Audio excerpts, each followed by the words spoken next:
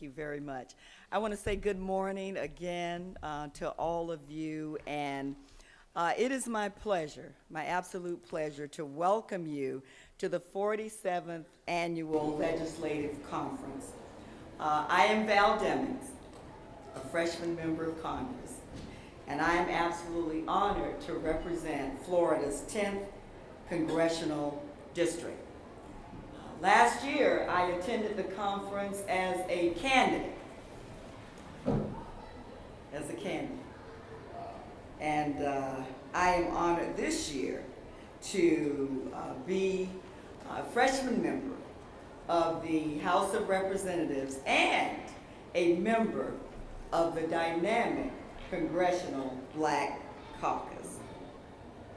Our theme this year, as you all know, and still I rise.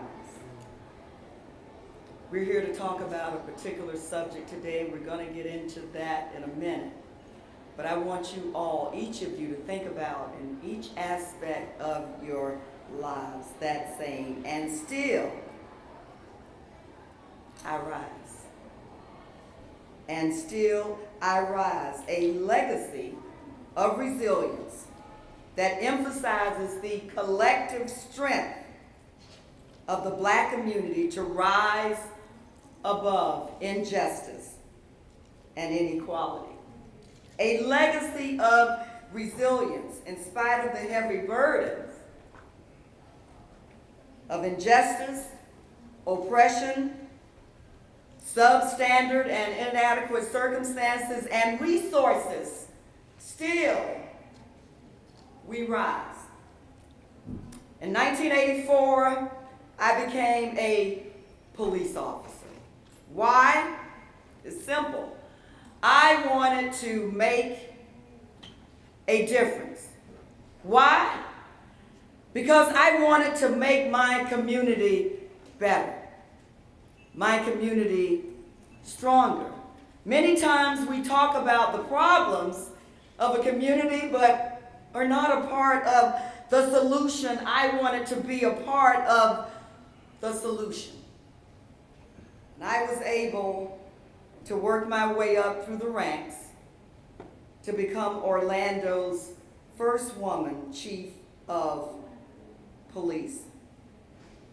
The day that I was sworn in, I could not help but think about the first Black police officers who were hired in 1951. Can you imagine? In 1951, the challenges that they faced in a department that did not want them and a community that did not respect them. But because of the first and the sacrifices that they made, look at who we have here today. Chiefs and sheriffs who are running their offices and departments and making a difference every day. Chiefs and sheriffs who represent and reflect the strength and resiliency that we've talked about in Black communities. But they, like me, are not blind or deaf to the issues that we face every day. They know and understand the criticism that law enforcement currently faces, but they also have first-hand knowledge of the challenges law enforcement faces every day. Let's have a good discussion. Stop the Bleeding is not just about bloodshed, but it is about addressing some of the social ills that continue to burden Black communities and neighborhoods. Our moderator for today, Judge Greg Mathis, is running a little late, but will be here shortly. But I do not mind carrying on as the moderator until he gets here. And I would just invite our audience, let's take advantage of the expertise, the many years of expertise, and the talent and experience that we have here today. And let's have a robust and productive discussion as we begin this session, How to Stop the Bleeding, Rebuilding Black Neighborhoods. And at this time, I am going to turn the mic basically over to our panelists and allow them to introduce themselves as they see fit. So we will begin with the outstanding sheriff from the state of Texas. Thank you so very much. Good morning. Good morning. I feel restricted. I am used to standing and leading and talking, so I'm going to stand up if that's okay with you. Yes, it is. So just a short intro. My name is Zena Stevens. I am the first and only Black female sheriff in the state of Texas.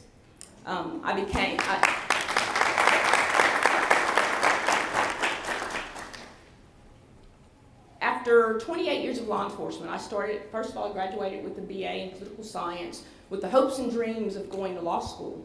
I needed a job like so many young people when they graduate college.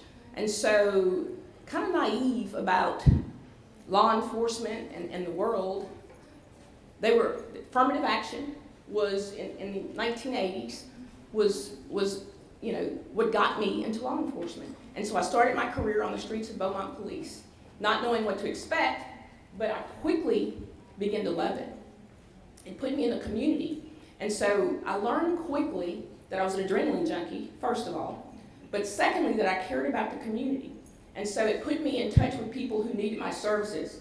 So many times I think law enforcement officers, young law enforcement officers who I've hired in my career, we get the protect part, but we don't get the serve part. So after 28 years of working in law enforcement and promoting through the ranks and continuing to educate myself, I found myself 11 years as the deputy chief at the sheriff's office that I am now the sheriff. I left that assignment because it was the hardest job I've ever done. Being number two, making all the decisions, or wanting to make decisions, or knowing what needs to happen, and disagreeing with some of the culture that I saw in law enforcement, I left to go become the police chief at Prairie View A&M University, where I served there for 3 years. And so the sheriff in my jurisdiction, in Beaumont, Texas, sits about 80 miles east of Houston. It's on the Texas-Louisiana border. My jurisdiction encompasses about 250,000 people. Donald Trump won my jurisdiction in the presidential election, which speaks volumes for a traditionally Republican community to vote a black female as sheriff, and the first in our state, and only the second in the country. And so it tells you a little bit about who I am. I got shot at during my primary by a racist person who yelled racial slurs. That guy got probation, filed federal hate crime charges, and he got federal probation. Imagine that. So I was so excited to get the invite here because I think from the perspective of a long-term law enforcement officer, a veteran who started on the streets and who has promoted up, and certainly in the South, I know racism, but I am also a mother of African-American children, and I am also a citizen in the community. So I bring a different perspective. Please, we need to have this conversation. My colleagues, we were begging to have this conversation. We are so many times asked, when you look at what's going on in our nation, where are the leaders in law enforcement? Where are the African American leaders? We are behind the scenes working. We are on the forefront working. This room should be full. It should be full of people asking us the pertinent questions. And so please have these conversations today as we move forward. Please invite us to your cities and to your communities to have the conversation. Thank you for inviting us to have this conversation. Thank you, Sheriff.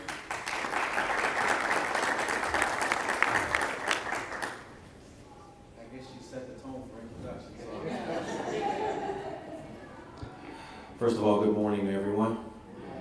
I'd like to thank the Congresswoman for the invitation. It's truly an honor to be here. My name is Mitchell Davis. I'm the police chief in a town called the village of Hazel Crest. That's in the south suburbs of Chicago. So let me kind of lay out how this process goes. I'm sure Chicago is just like most other major cities, that the suburbs, it's not like you leave Chicago and drive for half an hour and you get to Hazel Crest. That's not how it works. They're contiguous communities, and if you're not from there, you don't know where Chicago ends and where suburban areas begin. So my area is basically an extension of the south side of Chicago. This is the third police department that I've been police chief of. Yes, I can keep a job. There have been progressive opportunities for me, but this is my third time being police chief. I started my law enforcement career back in 1991, so I've got 26 years in the business. So for me, as the sheriff said, she was looking for a job. Well, for me, it was kind of the same story. I actually went to college to be a computer programmer, and I was a computer programmer for 8 years. I went to an engineering school, but I got fired. Company was bought out, they downsized, they got rid of the computer programming department, and I needed a job. I went to a minority job fair, and I had just gotten married, my son was just born, we had just bought a house, I needed a job. So I'm at a minority job fair at DePaul University. I hadn't even ever thought about being a police officer, but I gotta take care of my family. And you know what, but God, huh? 26 years later, I'm in law enforcement. I'm police chief of my third police department, and I'm just so blessed to be here because just like my colleagues here, you know, we've got an opportunity to see every different facet of law enforcement, and it's just a blessing to be in a position where we do have a voice that can be heard by others than just on our local level. One of the things that I've done, and I'm not going to get too much into this, but one of the things that I've done is seeing some of the disparities that take place. I feel that the Lord has put me in this place, and I have to use my platform in order to have my voice heard. I wrote a couple of articles for our Illinois Police Chiefs Association. One of them is called The Reality That Creates the Perception. And it talks about a black chief's perception on the relationship between the black community and law enforcement. And the other one is the responsibility of leaders in law enforcement as far as bias is concerned. And my colleagues in the state of Illinois read those articles, and they actually asked me, would you come up with a class so that you can teach folks about this topic? And I came up with a class that's called Leadership in Law Enforcement from a Black Chief's Perspective. And I've been blessed to travel around the country and teach that class. But kind of like today, the folks that need to hear it don't normally come. When I teach the class, it's full, the room is full, but preaching to the choir. But you know what they say, the choir needs to hear the sermon too, though, right? So as the Congresswoman said, I'm not going to stop fighting this fight because see, I have to, this is my calling, share my personal experiences, those unique perspectives that we bring. I have to do that. So I'm going to continue to do what I need to do to get in front of everybody who will listen. And at some point in time, the right people will listen. It doesn't mean that they will change their minds, but they can't say that they were never told. So that excuse is now taken off the table. So I'm excited about being here. I appreciate the invitation. It's an honor to be here, and I thank you all for coming.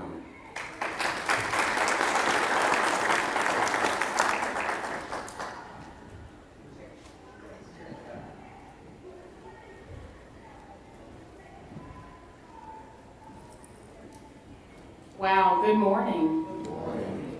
So I want to say first thank you, Congresswoman Dennings, for having the strength, the foresight, and the courage to stand up and say we need to start having these discussions in forums such as these. So thank you. I want to thank my colleagues. It has been, I tell you what, I am always just in awe when I look out and see the leadership that we have with the police department and with the sheriff's departments across the country. So I'm truly in awe of being in this amazing company. So my name is Patrice Andrews. I am the Chief of Police for the town of Morrisville, North Carolina. And so just to give you an idea where Morrisville is, so we're in RTP, so we're Cary and Durham and Raleigh. We're this little town of 10 square miles, 26,000 people. Residents swells to about 100,000 during the day because we have all of the tech companies. So we Cisco, Glaxo, all of those tech companies. But 20 years of my law enforcement experience was spent in the Durham Police Department in Durham, North Carolina. And that has been something. That has been quite a journey. I have learned a lot in my 20 years. My eyes, honey, I was woke long before woke became a hashtag. Okay, I was up there. I didn't start out ever wanting to be a police officer. I'm gonna own that, because see, is when you have to own your truth, right? You have to own your truth to be able to tell your story. So I didn't start out wanting to be the police. I wanted to be a marine biologist. Nothing like, okay, I don't see any fish up here, no coral reefs, nothing. But I wanted to be a marine biologist, so I went my first year, once I graduated, I went to the historically black college, Hampton University. And I loved it up at Hampton. Yes, somebody just co-signed what I was saying. So I loved it. But I was homesick, right? I was so homesick. My mom and my dad, just amazing parents. And so my dad said, well, baby, why don't you come on home? And I said, I'm gonna come on home. So I transferred to North Carolina Central University in Durham, North Carolina. Eagle Pride, okay, yes. We had to take a plane to get here, but we're here. North Carolina Central University in Durham, North Carolina. And I will tell you that school was not for me at that time. I met my first husband there, and I was all about him, and I did not do well. As a matter of fact, North Carolina Central University said, you can leave our school. I think I probably had the lowest GPA ever at North Carolina Central University. I thought going to school was an option, right? And I did very well at Hampton. Did very well at Hampton. So anyway, fast forward, marine biology clearly is gone now. And I fell in love with my first husband. We started dating. One thing kind of led to another. I got pregnant with my first child. My second husband, we're a blended family, so I have two. My step babies, I have two step babies and my two. And my first child, Kennedy, she's now a senior at Spelman College in Atlanta. She just was everything for me. But one thing I said I was not going to do is I was not going to ask my mom and dad for anything. But I needed to live and survive. So I did what I had to do. I worked 9 to 5 jobs here and there, right? But I wasn't surviving. So I reached out to the government and was on government assistance. WIC, food stamps, you name it, I was on it. Subsidy housing, you name it, I was on it. And then one day I opened up a newspaper and it said Durham Police Department hiring. And I thought, ooh, oh, okay. I don't know what to do. Let me just apply. But then I was looking and it says $23,000 starting salary. I'm gonna make some money. This is gonna be great. And then it said benefits. Oh my goodness. I can now have health benefits. I will be able to support Kennedy and I. This is fantastic. So I did it. The rest is kind of history. I rose through the ranks at the Durham Police Department. I did go back to school, by the way, in 2007 at North Carolina Central University. I had to basically write a paper and give reasons why I was better prepared now. Yes, in 2007. They were not playing with me. Better prepared now. I did not let them down. I ended up graduating cum laude in 2012, working full-time and with my children. So, I came from the Durham Police Department. I've seen a lot of things. My last assignment, I was the captain of the Criminal Investigations Division. So I oversaw about 80 investigators, ranging from homicide, special victims unit, domestic violence unit, and fraud.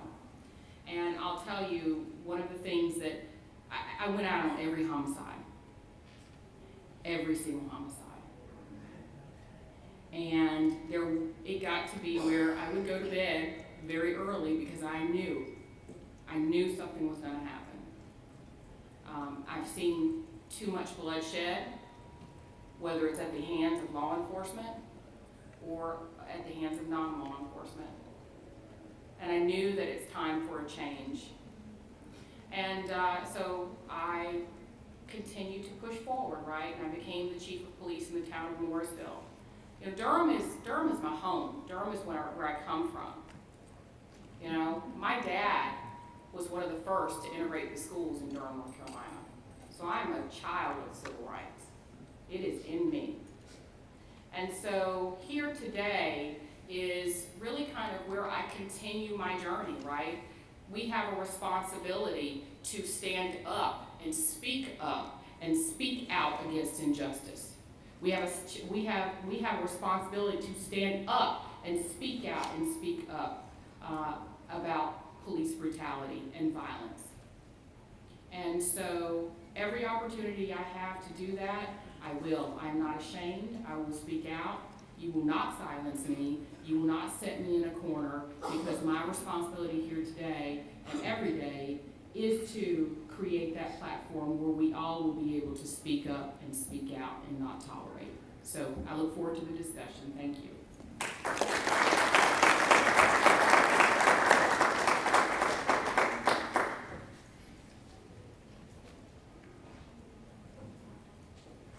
Good morning. Okay, and looking at this panel, it's a great panel, but I'm the old one on the panel. Thank you, Congressman, for this opportunity. And I think you're going to hear a lot of good information today. My name is Ted Jackson. I'm the sheriff of Fulton County, Georgia. Anybody know Fulton County, Georgia? Right.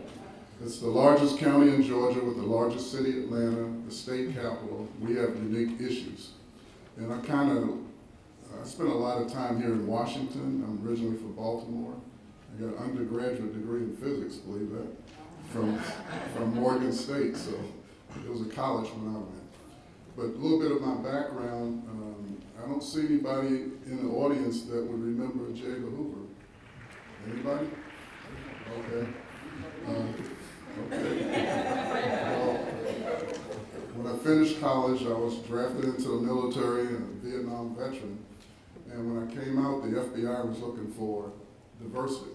And if you know J. Edgar Hoover, he wasn't making a good effort at it. So I decided I'm going to apply and see if they're serious about it. And I was accepted in 1971 as one of, at the time, I think we were called Negroes, maybe? I'm not really sure. But I was one of the first of the few, and I had a career almost 33 years. And the last position that I held was, I was the agent in charge of the Atlanta FBI office that covered the state of Georgia. I retired in 2003, and if you follow the history of Fulton County, we've always had problems in the sheriff's office. The sheriff was suspended. I retired in 2003. The sheriff was suspended in July 2004. The governor appointed me for 5 months as interim sheriff, and that's all I wanted. But then in that period of time, a new sheriff came in. We had the worst tragedy probably in the country. Judge killed sitting on the bench, shootout in the courthouse. The jail was under federal consent decree. It was just awful.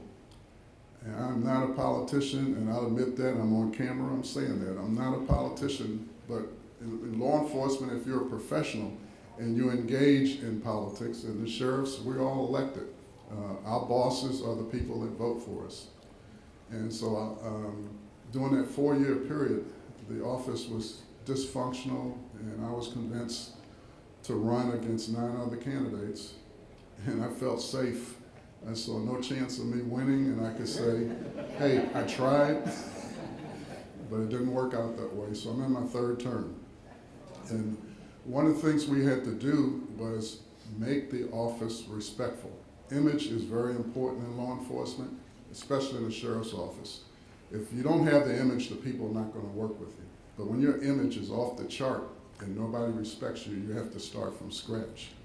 And so we're going to be talking about the community and law enforcement. And in the South, the church is the strongest institution that we have. So that's what I did. Reached out, we started a chaplain program. We have 2 programs, one in our jail with 200 chaplains, one in what we call outreach, 165 chaplains. But it still took some work. And once we got the chaplains behind us, we improved the image. But what I found in our community, crime was kind of rampant. You don't think of Atlanta as having much of a crime rate, but it does. And for a southern city, we believe that we can do better. So one of the first things we did, we got into the jail, you talk to people. Even though people have been convicted of crimes, they're still people. You can learn from them, and if you're respectful to them, they're respectful to you, and you can learn how to overcome that. So the first thing we did was we started a GED program. I took office in 2009, and within the first 4 months, we had a GED program. We had volunteers, and everything that we do in the community is volunteers because we don't have a budget to help the community. We had a budget to work with the community, we could do a lot better. But most of what we do in the community is by volunteers, and there's no budget for it. So if anybody here knows anything about budgets, put that out there. Give law enforcement a budget to work in the community. So anyway, we tested 995 inmates, and we found that 65% read on a 3rd to 8th grade level. So then that was pretty clear why people are locked up and what your problem is. So we started a pre-literacy program, and we talked to inmates that 3rd and 4th grade, I don't know if it's the same where you are, 3rd and 4th grade, students fall behind, nobody cares, there's no, and I'm speaking for Georgia, and I don't know how it goes the rest of them, but Georgia, 3rd, 4th grade, you fall behind, that's it. And you don't have any choices, because with no skills, you can't get a job, and no education, you can't get a job. So you end up in gang activity, committing crimes, and then you get locked up. But in our jail, what we've done, we've got programs, I'm not gonna drag it out, but we have programs. And programs, GED, floor tech program, culinary program, and a K-9 cellmate program where we identify dogs that are about to be euthanized, and we put them with inmates, and we've done this for 4 years. And the dogs are actually adopted, and the inmates get a certificate. We have to change the tide of people locked up. Now you ask, well, what do you do for those that are not locked up? We started 10 years old working with young people. If any of you saw Beyond Scared Straight, we were on 6 times in 5 years. If you've seen 60 Days In, you know I'm making commercials while I'm here. 60 Days In is 60 Days in Atlanta, Fulton County Jail. It aired, 3rd season ended, 4th season starts next month. And what we hope to gain from that is by A&E, what we hope to gain is when you see inmates locked up and you hear them talk, you know what you have to do to change it. And these are the things that improve our community, because in our community, the issues are poverty, a lack of parenting, lack of education, and the environment. And we have to work on those things, and we do it in the sheriff's office. We work with Good Kids as well. We have a program in October, 7 years, 6 to 12 graders work with us all day. Young people, we call the Youth Intervention Program. We force them to bring their parents, because what we found, sometimes it's not the young people. And we do this program the 3rd Wednesday of every month. We just had a class this Wednesday. We had 15 young people, 10 to 17 years old, and we spend the day with them. But we have the parents explain, why you bring your child in, what's the issue? And it's a lack of communication, because when we split them up, the children tell us, it's not me, it's my stepdad, they're getting abused and whatever. The parents think it's a shortcut to bring them in to spend the day with us so we can engage them in gaining good behavior. But what we're finding, sometimes it's not the young people. Of those 15, there were only 2 in there that needed our help. The others, we had to work with the parents, so we have the Urban League and others working with us. So I'm looking forward to sharing information. Hopefully some of the programs that we have will work elsewhere. But these little programs, while they're small, over a year's time, our programs we've had for 7, 8 years, and we've made a difference, because when you see a young child, one of our programs started in 2010. A mother called in and said, I got a 14-year-old daughter, she's out of control, I'm gonna bring her in and drop her off. We assumed that she was talking in front of the child to scare her, had no intention of bringing her in. What happened? An hour later, she drops her off. I mean, she comes in and says, here's my daughter, call me when I come pick her up. And we didn't even have time to think, because we're in shock that a mother would do that. But because of that, we developed a program. Last year, I saw this young lady. She's 21 years old in nursing school. And so it makes a difference. And these are the things that will help rebuild our community. And I thank you again for inviting me, and I look forward to sharing information with you.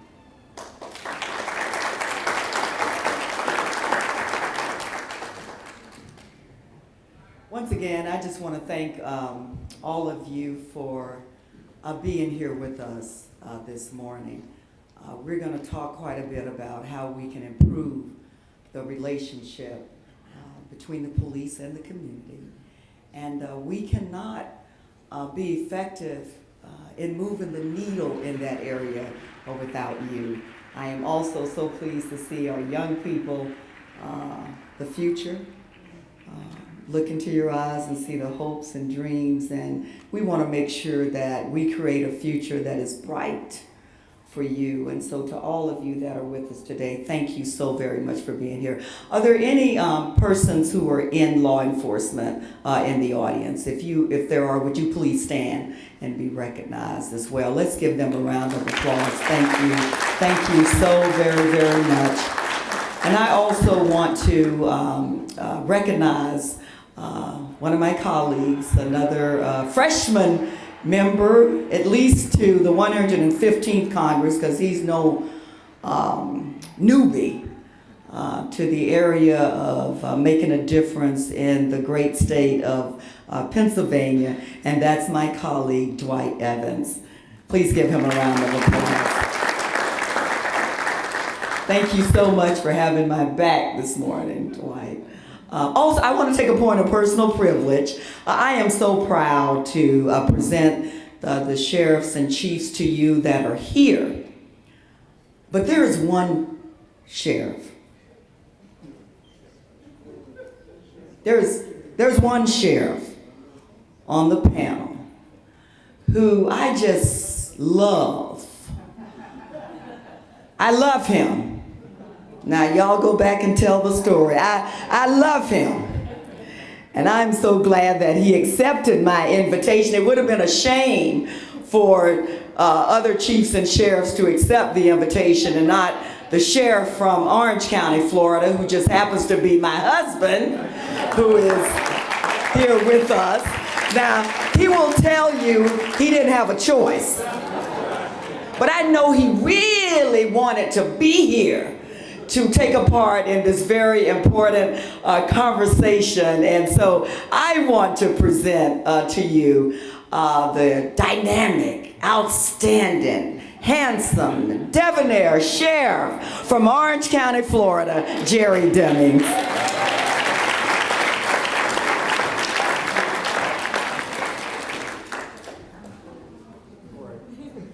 Good morning to all of you. She's absolutely right.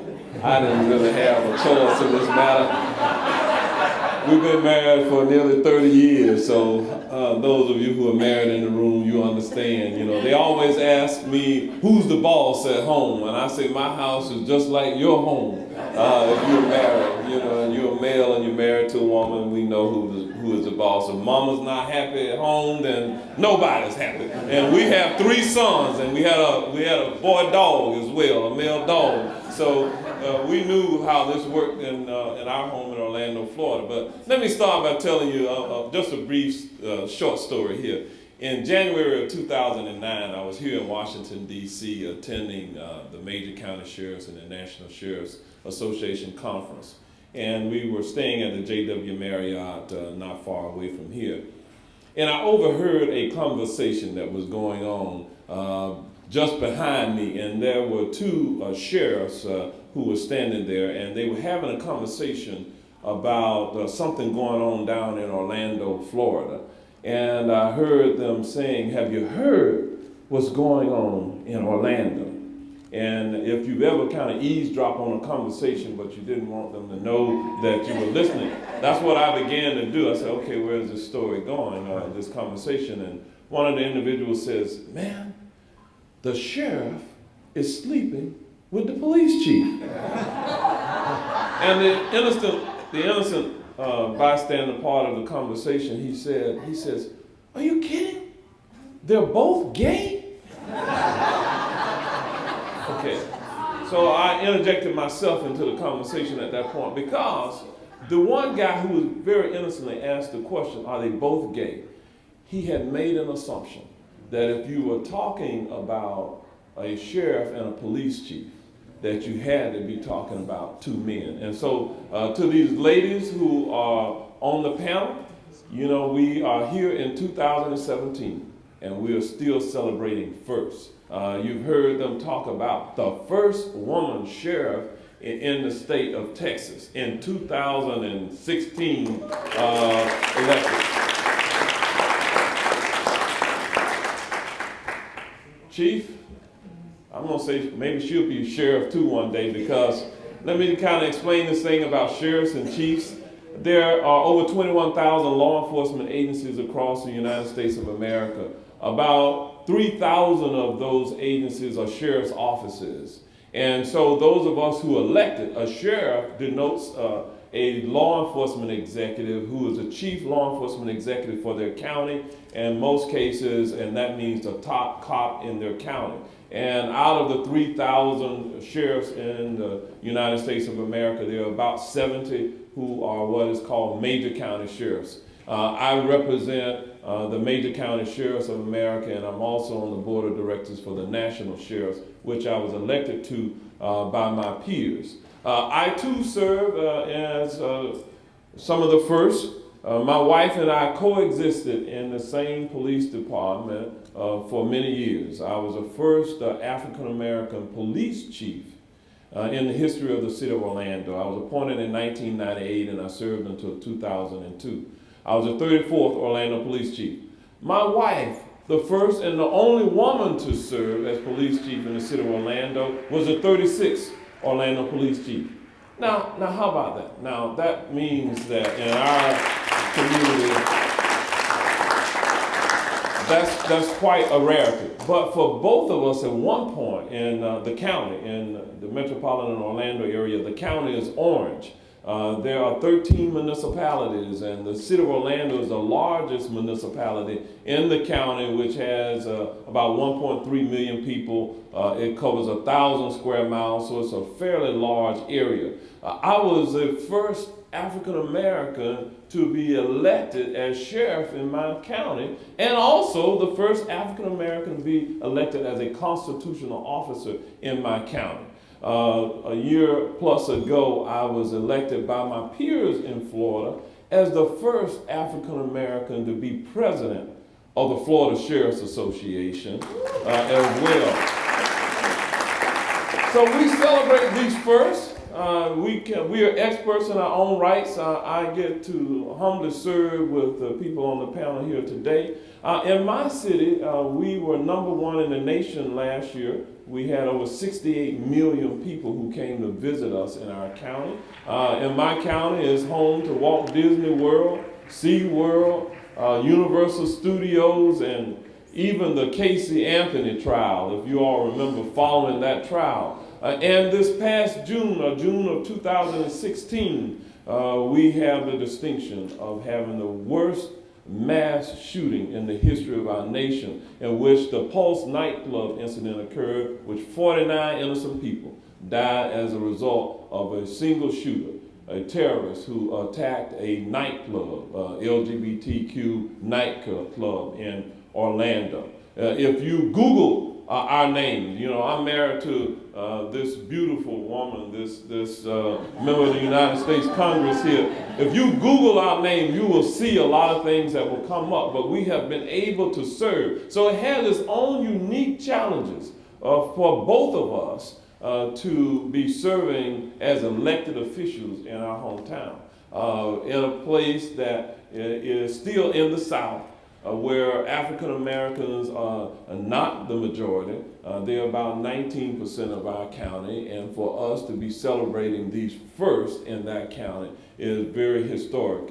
And so in terms of a little bit about my background, young people, I too, like many of them, and you will find that many African Americans do not start out wanting to be a law enforcement officer, but we're looking for employment. I'm an accountant. My degree's in finance and accounting, and I have a master's in business administration and studied at Harvard University. So we are well qualified to do what we're doing, but God Almighty chose to have us do what we're doing at this time and serving across our nation. We have the opportunity today to hopefully impact your lives and give you some instructional information about those things that can hopefully help you live and traverse through perhaps some challenges in your respective communities. So I'm part of the dialogue. Look forward to talking to you for the remainder of this day. And for those of you who are from Orlando, raise your hands in this room. Okay, I'm their sheriff.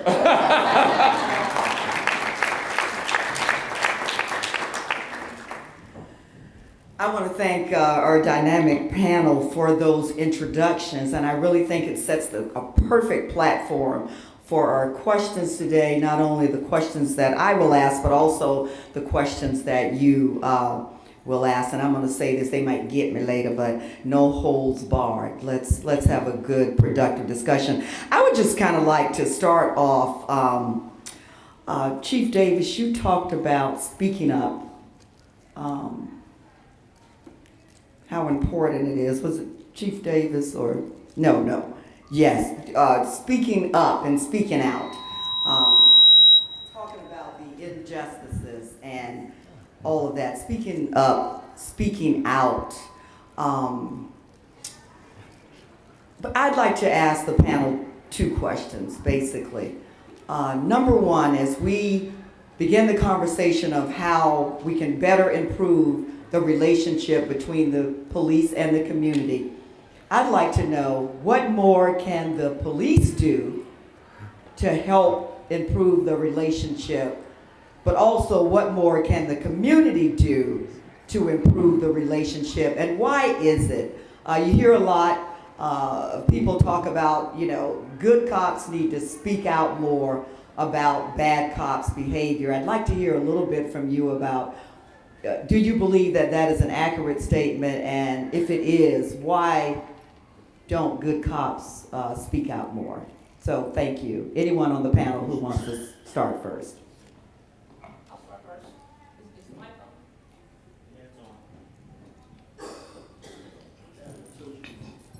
There we go. Well, I think it is so important, and as a new sheriff, in Texas, one of the things that I am doing is making sure I give you professionalism, okay? And so I think as administrators, if we're gonna change law enforcement and the way law enforcement is perceived, we have to hire professionals. We have to make people accountable as administrators. It is not okay if I recognize or if I have an officer who's complained on consistently and we don't make those people accountable. One thing that I tell my command staff on a regular basis is everybody who wants to be a police officer should not be a police officer. And we've got to recognize those individuals and get them out of our agencies. That affects our credibility, that affects us. And so that's the first thing. I'm looking for people who don't just have academic achievements, but have some other criteria, some other characteristics. Compassion, the ability to listen, which is important in communication. We can all talk. I'm a cop, so my phone's got to be on, guys.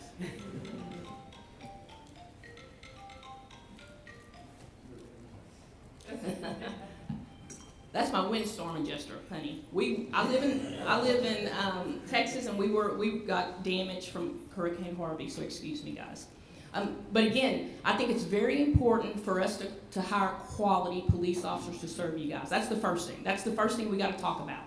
The other thing, in terms of making, you guys trust that we're going to do the job, is, and speak up against the injustices. The first thing is to discipline those people. As we identify bad cops, we have to discipline those people. We have to publicly go out. I tell people, as a sheriff, I am elected. I am not trying to keep a job, I'm trying to do a job. And I think as elected officials, we have to take that philosophy when we get these positions. So many of us, I think, are bought by people with political agendas, and they pressure us or direct us on how we run our offices. That's not why I ran. And I think it's important when you decide to run for these elected positions that you're in a particular place in your life, that you don't have to have directives or money from PACs or from people who are going to tell you how to run those offices. And so until we can get those things taken care of, there's always going to be, distrust. And so I think what Chief said earlier, there are many of us who are speaking out on a regular basis.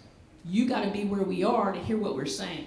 You can't assume that because we all wear uniforms or badges that we all believe or we are protecting the code blue or the color of blue. And I think that's important. Others? As I mentioned earlier, the class that I developed deals directly with this subject matter. The first thing we have to do as law enforcement executives and law enforcement as a whole is accept responsibility and accountability for the things that we've done. Historically, there has always been a protect at all cost mentality in law enforcement leadership. You hear about, well, they shot him 16 times. Well, he was probably doing this, and he might have been doing that, and we've always done that. And we're human. In Chicago, and we're not talking about Chicago land, which is suburban area. We're talking about just in Chicago. Chicago surpassed 500 homicides a few weeks ago. Chicago has confiscated over 5,000 guns. That's just Chicago. So we feel it too. We feel those same dynamics. But what you all have to understand is this, is that we're human. If we're dealing with taking 5,000 guns off the street, we got 500 homicides. That's not including everybody who's been shot. That's the people who died. There's gonna be times when people are going to make mistakes. And as a law enforcement leader, my people have to know that if you make a mistake, what I can guarantee you as a law enforcement executive, as a police officer, you're going to get due process. There's going to be procedural justice. You are going to have a chance to have due process, but you're going to have to face consequences for mistakes that you make. And as a leader, I have to acknowledge that if somebody screwed up, you know what, as sad as it may be, we messed up, y'all. But that's where relationship comes in.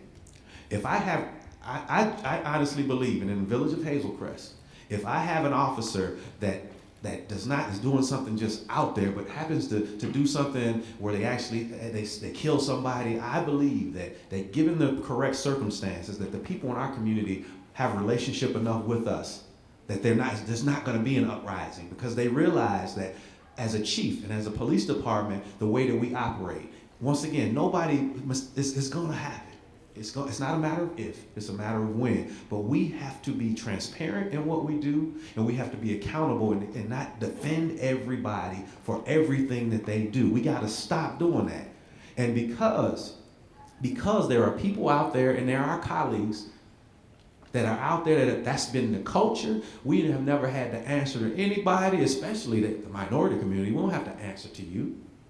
That's how it's been, but we've got to change that culture. And those who are in position to change that culture, to affect change, or to force change, are us. These people sitting on this, that are like us sitting on this panel. Because I'm gonna call a spade a spade. That's what we say, right? You call a spade, right? And it may not change those individuals, but they can't say that, hey, nobody ever said anything. We've got to take that into consideration. And on the other side, just like the sheriff just said, one of the main things I talk about when I talk to community leaders or people in the community is when you say the police.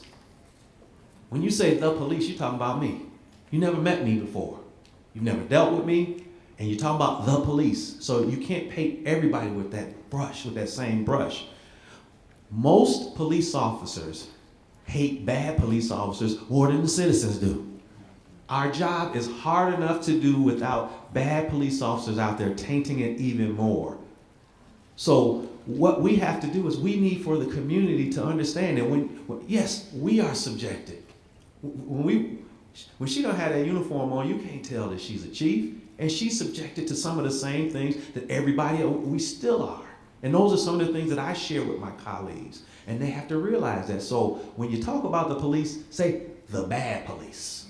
Don't say the police, because now we're starting off as adversaries when we're talking, if you're labeling us. So those are just a couple brief things that we can touch. It's so much larger than that, and we don't have time for all of us to cover it, but those are just some points that I would suggest.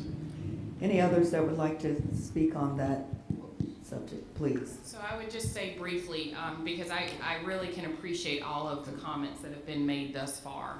I would add, transparency and communication is key. Transparency and communication when it's the little things is key, right? So while we do talk about and we do promote transparency, we have to learn how to be transparent throughout, right? Transparency just does not start when the tragedy happens, right? Transparency should be a culture that we promote from within, and that it is really kind of progressively displayed, through our everyday actions. And that goes the same for the community. If there is something that we could be doing better, transparency is key, right? It's interesting because I think that police officers want to protect other police officers. I have lost so many friends that are police officers over the last election, right? Because I get on Facebook, have mercy. I have a very supportive town manager and town council. And I'll never forget that I got on Facebook and said, listen, you got to understand that it takes more to win an election than to say you support the police. And those police officers that are out here voting for certain folks because they say they support the police and don't stand for anything else, you getting hoodwinked. And that went over well. So my daughter is also very active with Black Lives Matter. And so I try to, the times that she comes home, few and far between, I try and be there when she's getting ready to leave and love on her, and we take a selfie or whatever. So last time she came home, we took a picture, and I posted on Facebook, and I said, I'm so proud of this young lady. She's doing big things, DC, whatever. And what I didn't realize was that she had on her Black Lives Matter shirt, and I had on my uniform. And I think the point I'm trying to make is we have to understand that in order to change this country, there must be a movement. In order to change the way we think as law enforcement officials and as community, there must be a catalyst, there must be a movement.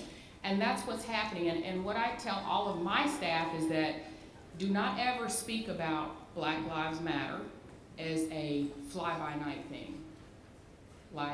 It's just a fad. You need to acknowledge that Black Lives Matter is a movement. And when you speak about Black Lives Matter, you need to understand that when you generalize, it's no different than you being generalized as the police, as those police officers. Have a seat at the table. Training, we do diversity training, but we most recently, staff and I had an amazing I trained all of my officers. We actually had diversity training that involved our community members from across different spans of the community. And we actually sat down and chopped it up. And we had, white officers, really asking and answering the tough questions, right? And being able in a forum where they can ask, so why ask of an African American male, why are you scared when we get behind you? And really being there to receive that response. That's where it starts. All with these programs and things like that. But where it starts is having a seat at the table. And as leaders, being comfortable enough in your position to facilitate that and not being afraid of what may come afterwards. Because really, at that point, nothing but good can come after that. Because familiarity, right, is a positive thing. Just because you may not look like me does not mean that I can't be familiar with you and get to know you. Because in getting to know each other is how we keep from having tragedies and creating policy that allows officers to feel comfortable with coming forward and reporting other officers. Do you know that most agencies do not have internal policies about whistleblowing? Most agencies fall on the town or the city policy. That's a problem. That's a problem. I'm gonna get off my soapbox. Thank you, Chief Sit on Andrews. down. Sheriff Jackson? I'm going to try not to repeat everything you heard, but they're all good points.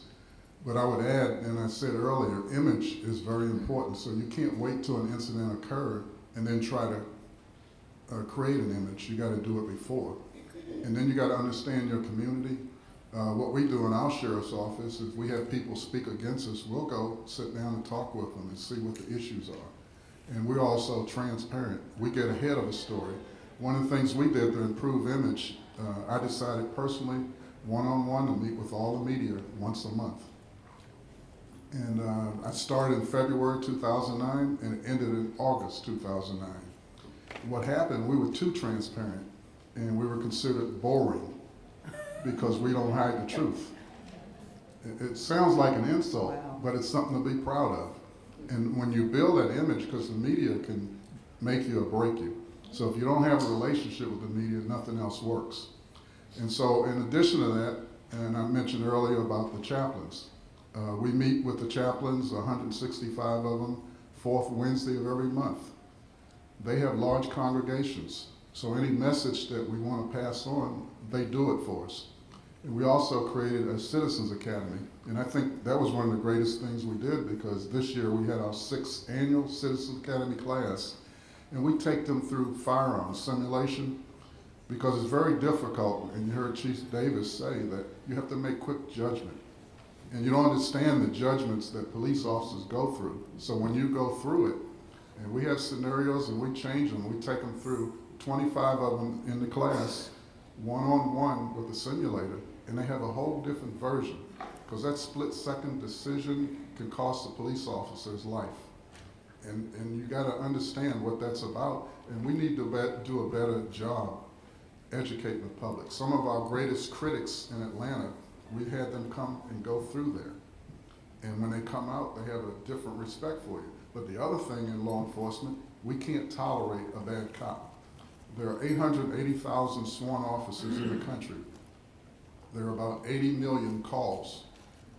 And less than 3% result in excessive force, but because of the media attention, you get the impression that the police as a whole are a problem, but it's a small percentage.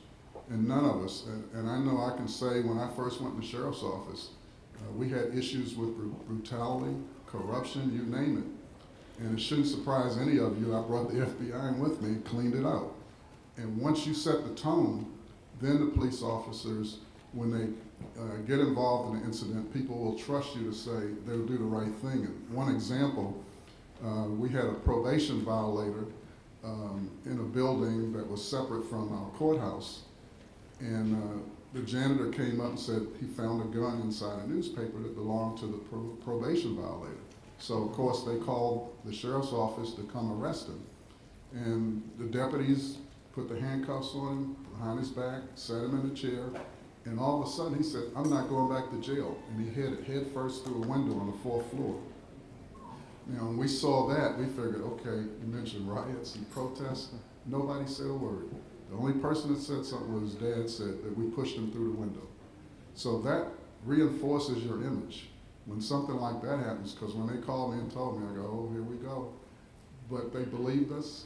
They did one story. We called the police right away, and we didn't say anything else about it. The point I'm making is when you have transparency and the media trusts you, and we do a lot of good things you don't see either because we're bored.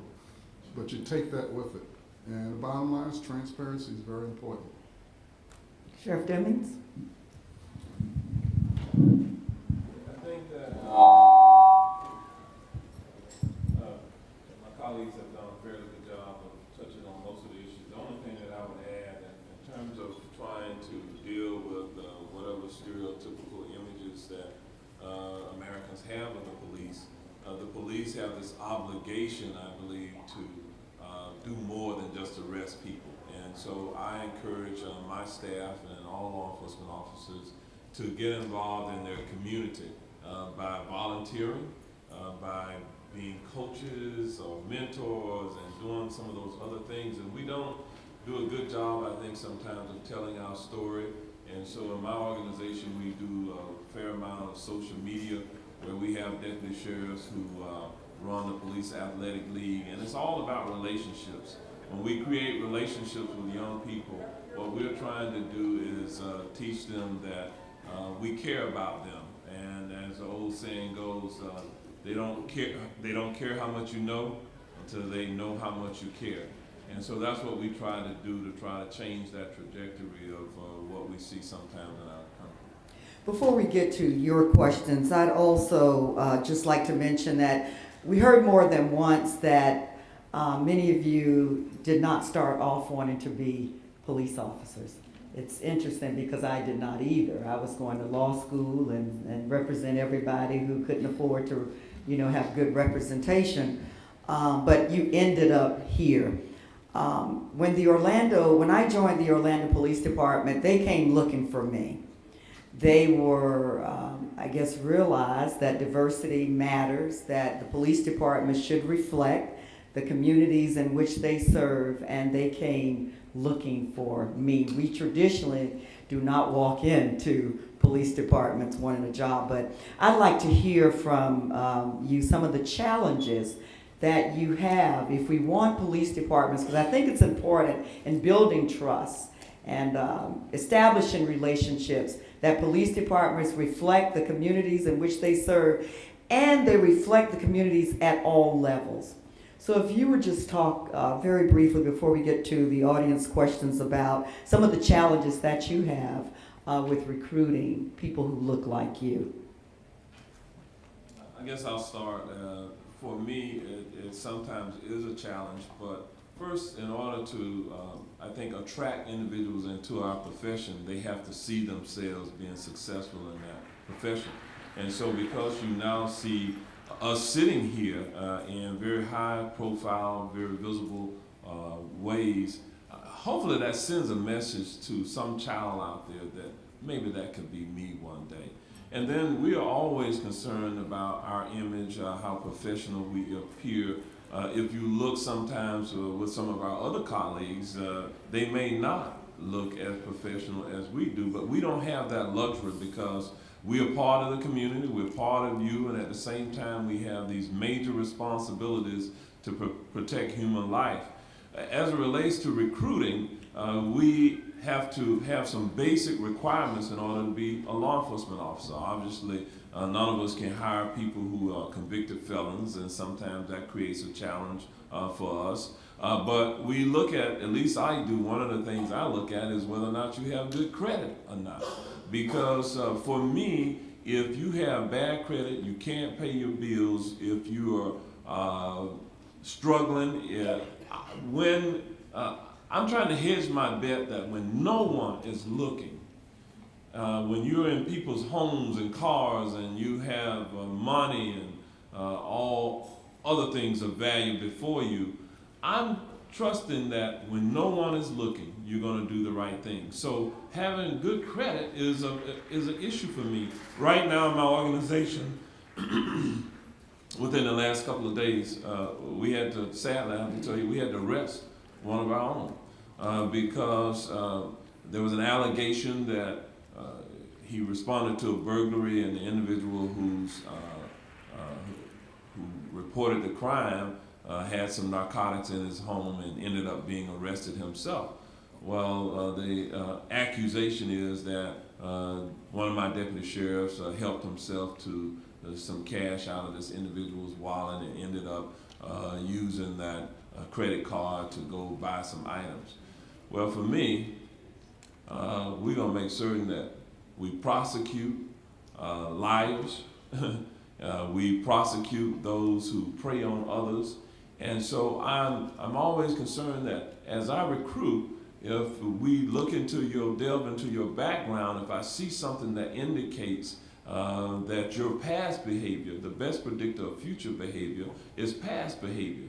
And if you have in your background where you've been stealing, you've been using drugs, I don't hire drug addicts. So if I look at your background and you say that, well, I experimented with marijuana once or twice, and it was 3 years ago, 4 years ago, you have a chance. But if it was last night, you don't have a chance in my organization because you still might be using. So what we find is now with the millennials, a lot of drug experimentation. So I look at how recent it has been and how frequent you use. So if you say to me, it could have been 3 years ago, if you say to me every day, I got up, I smoked marijuana, I did other drugs. Well, you were a drug addict at some point. I don't hire drug addicts because that just creates a challenge. The temptation is too great in the environment that we work in. So I say to young people, be careful about your experimentation, your credit, your relationships, your posts in social media. I don't normally hire people who have been engaged in the adult entertainment business. You know, if you are posting yourself in various degrees of undress, one of the things we do when you apply to my agency, if you have any social media accounts, you have to make them available to us and we look at them. So if I see where you have been engaged in any of those types of activities, sexting and, and all of these other things that go on, my experience is that those individuals do not make good law enforcement officers long term. That eventually they're going to be, they're going to give in to their temptations, and then that makes a mockery of our profession as well. The other things are very obvious. I want people who intellectually can do the job. The jobs that we do today, there's a lot of technology that we use in what we do to track criminals now, and so they have to have a bit on the ball with being able to. Every one of my deputy sheriffs, I have 2,600 people, they have a computer that they are working with. So the days where they just handwrite police reports and what have you, those days are gone for the most part. So they have to have a certain intellectual capability in order to do the job today. And if they can get through all the other things, driving history and those other things, then for me, I hire about 1 in every 500 people who apply. And so to get one, I've got to look at 500 people who inquire about the job. And then there's some physical fitness requirements. They have to pass a physical agility test, and then we get them through the police academy or what have you. And we do a fair amount of hiring. This year I will hire about 200 new deputy sheriffs. Next year I'll hire about 250 new deputy sheriffs. And so for me, again, 1 in every 500, you see how many people I've got to get through in order to get the caliber person that I'm looking for. And I want diversity. So we recruit at HBCUs, in various places, and money is a function of how we're able to attract some people to our job. So long way to answer the question, but those are some things that may not be obvious to you that as the final decision making we're hiring, those are the things that I look at most critically. Others, challenges with recruiting from our communities. Sheriff just made me feel better.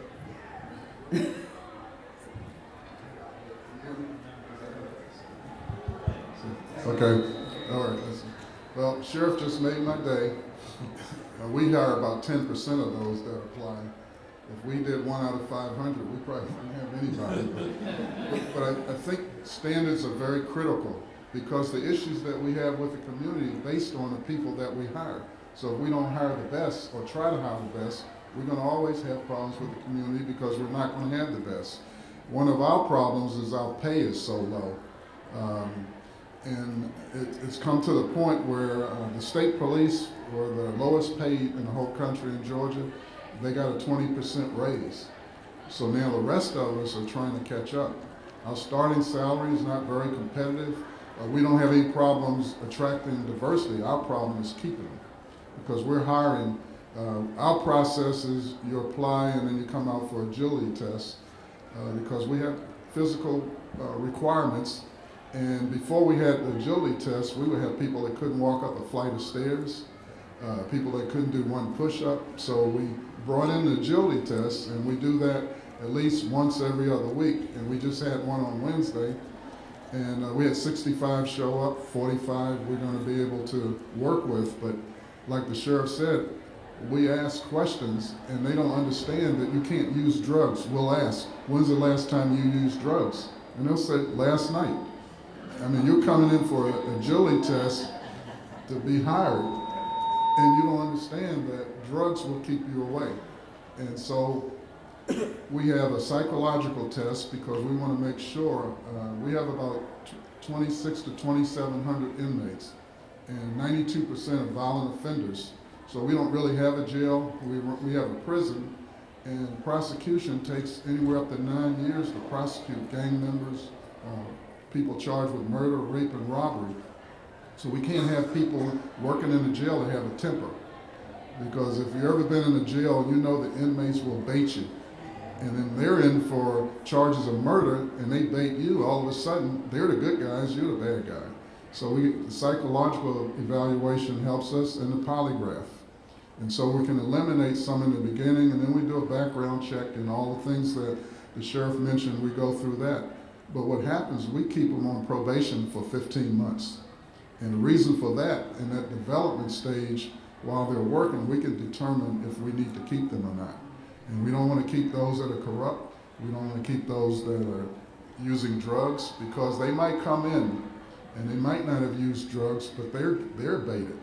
Because some of them get too close to the inmates. And that's what we're looking for too in their background.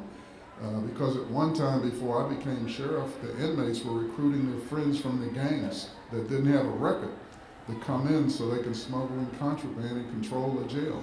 So you got to really be careful about who you hire, and you can't let up. And one thing we found, when you have a relationship with the inmates, confidentially the inmates will tell you who's doing what. And sometimes we have to be careful because the inmates, if they don't like a deputy or a detention officer, will give them up and make false charges. So it's not easy day to day, working with the people that we have. And we've had about an 80% turnover in the past 8 years because we had to get out the older, corrupt people that didn't work, didn't come to work. So now we have a young office. And the problem with the young office, while it functions, there are other jobs out there. So we're losing about 15% a year, and we're replacing them, but we can't ever get caught up. And so it's really tough to recruit, and I think salary will make a difference. We can't do anything else with the job. We make it as comfortable as we can. We do things like a free picnic for the whole office, Christmas parties, employee of the month. You got to come up with a way to keep the employees. Recruiting is part of it, but keeping them on the force is harder than recruiting, really. So just for me, challenges in recruiting, so women, right? Bringing women into law enforcement. That's a tremendous challenge. People look at the visual, right, the optics of law enforcement right now, and you see really kind of negative things, right? And you hear statistics about law enforcement officers injured, shot, killed, what have you, and that in itself is a huge hurdle to get over. So very simply, in North Carolina, I'm one of 6 African-American female police chiefs. What's incredible about that is that we are all literally within probably about a 35-mile, 40-mile range. And we are purposeful in going out and going to colleges and universities so that, you know, we can actually, people can see that you can be a law enforcement officer, right? That it's not all what you see on TV. I think breaking through those kind of the optics of it is the first thing, is one of the biggest challenges. I think also looking for people who have the guardian mindset versus the warrior. You know, a long time ago, back in the day, you know, it was like warrior, warrior, warrior, right? We are arresting everybody. We are gonna arrest everybody. Well, now, you know, we've evolved. I call it an evolution. Some people would say we've regressed, but I would say policing has evolved because now you have to be empathetic, right? You have to have emotional intelligence. You have to be able to see yourself in that person's shoes. And so those are one of the things that we look for, is that level of emotional intelligence whenever we bring officers in, because we don't run our own academies, but we have officers that come from other agencies. And so one of the questions that I'll ask when they interview with me, because the first interview they have is with me, I'll ask them, tell me about your worst day in law enforcement. Tell me about your best day. And then I'll ask them, tell me, what are your thoughts about what's going on with law enforcement and the community? And do you see a way out of it? And from those answers, I can kind of gauge how that person is going to be as an officer. Okay, I can kind of gauge that. You know, and so it's a challenge, yes, but we have to now we have to step our game up and be more purposeful in being out front. So you know, you can easily see yourself here. You can easily see yourself here. And it's funny because in the interview, right before they leave, I'll ask them, do you have a Facebook account, Twitter, Instagram, Snapchat, Kik? Do you have any of that? And they'll usually say yes, yes, yes, yes. And I'll say, well, good. Can you go ahead and write down your password for me right here? Or go ahead and access it for me right here so I can take a look at it. So they can't go and delete it. So that usually will either, if they go, well, no, then I'll say, well, then we can't talk anymore. Have a good day. We're going to go ahead and take your questions, hear from you. If you have a question, if you would please step up to the center aisle mic.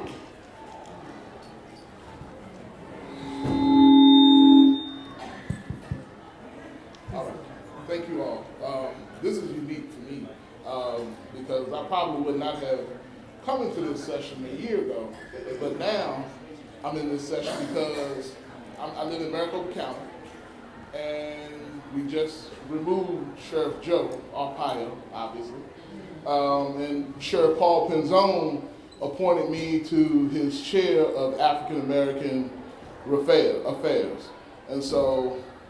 And I told Sheriff Penzone, I said, there's no way that my friends will even think that I will be in the sheriff's department as your advisor. So my comment and what I found is the gap, because I've gone through the Citizens Academy, some of the trainings that the sheriff's department implements.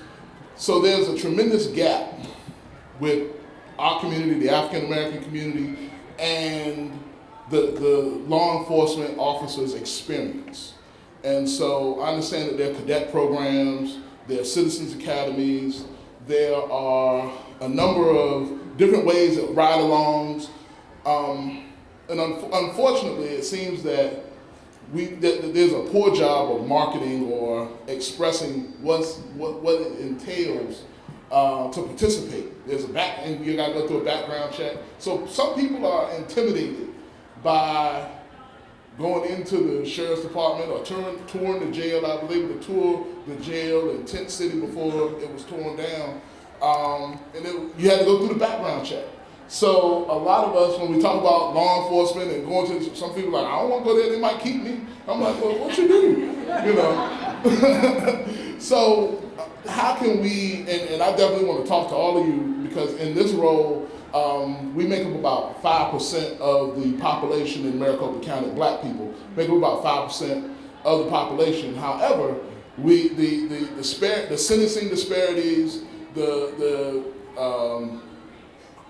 criminal disparities, I would say the murder rate in regards to police involved shootings in black people. I mean, it's astronomical.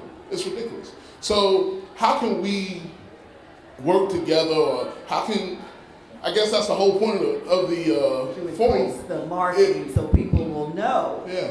what's available. I'll start. One of the things that I'm doing right now, community policing can't be superficial. It's got to be real. And so, you know, when I'm hiring people, I'm looking for people who live in the community, who are invested in the community.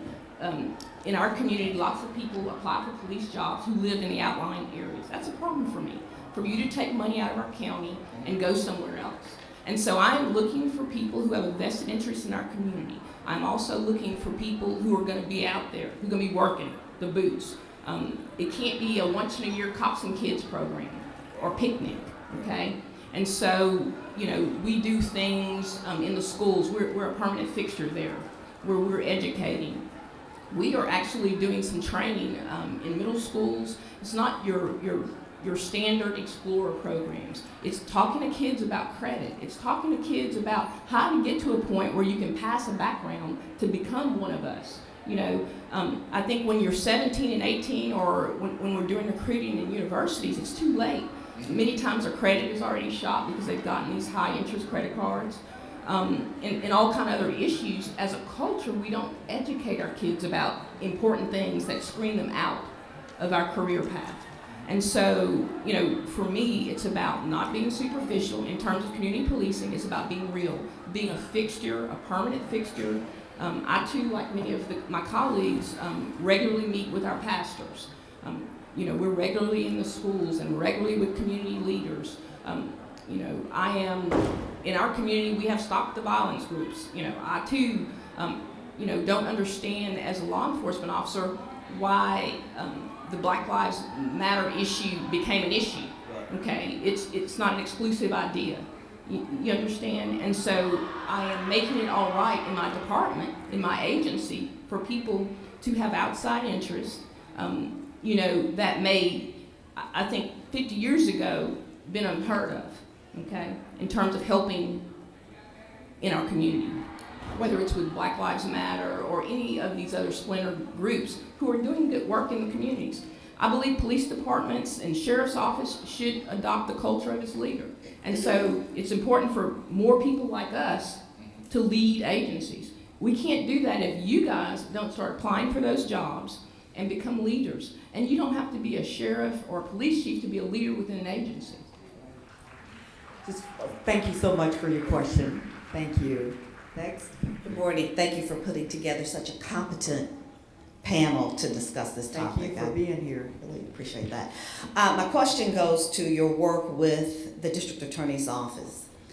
I am the first African American female Chief Assistant District Attorney in the state of Alabama, and I was appointed by the state of Alabama. And I was appointed by the first African American female elected district attorney. And so I commend her for having the guts to do that. Our issue, though, is when we work with you, when we work with Sheriff's Department and the agency, the police departments, the sheriff's departments, sometimes we get a little pushback. I think because of that thin blue line notion that we came into office to say, you know, we want to make sure that it's equitable for everyone. So we challenge a lot of police reports that we see when they don't make sense to us. But we get pushback, and we are not trying, if we show up at a murder scene sometimes, we get pushback. I'd like to know if you could give me some direction on how we could communicate. We're not trying to come across as these big bad girls who are coming in to tell you how to do this. But what we'd like to do is work more closely so that the community can see us working together and understand that we're doing it in order to make the community more safe, but also represent the fact that We understand they have constitutional rights and we aren't trying to step over those. How can we do that without offending you? Thank you so much for your question. If we could hear from Sheriff and the Chief. Thank you. I'm kind of dealing with that right now. Not kind of, we are dealing with that in Chicago.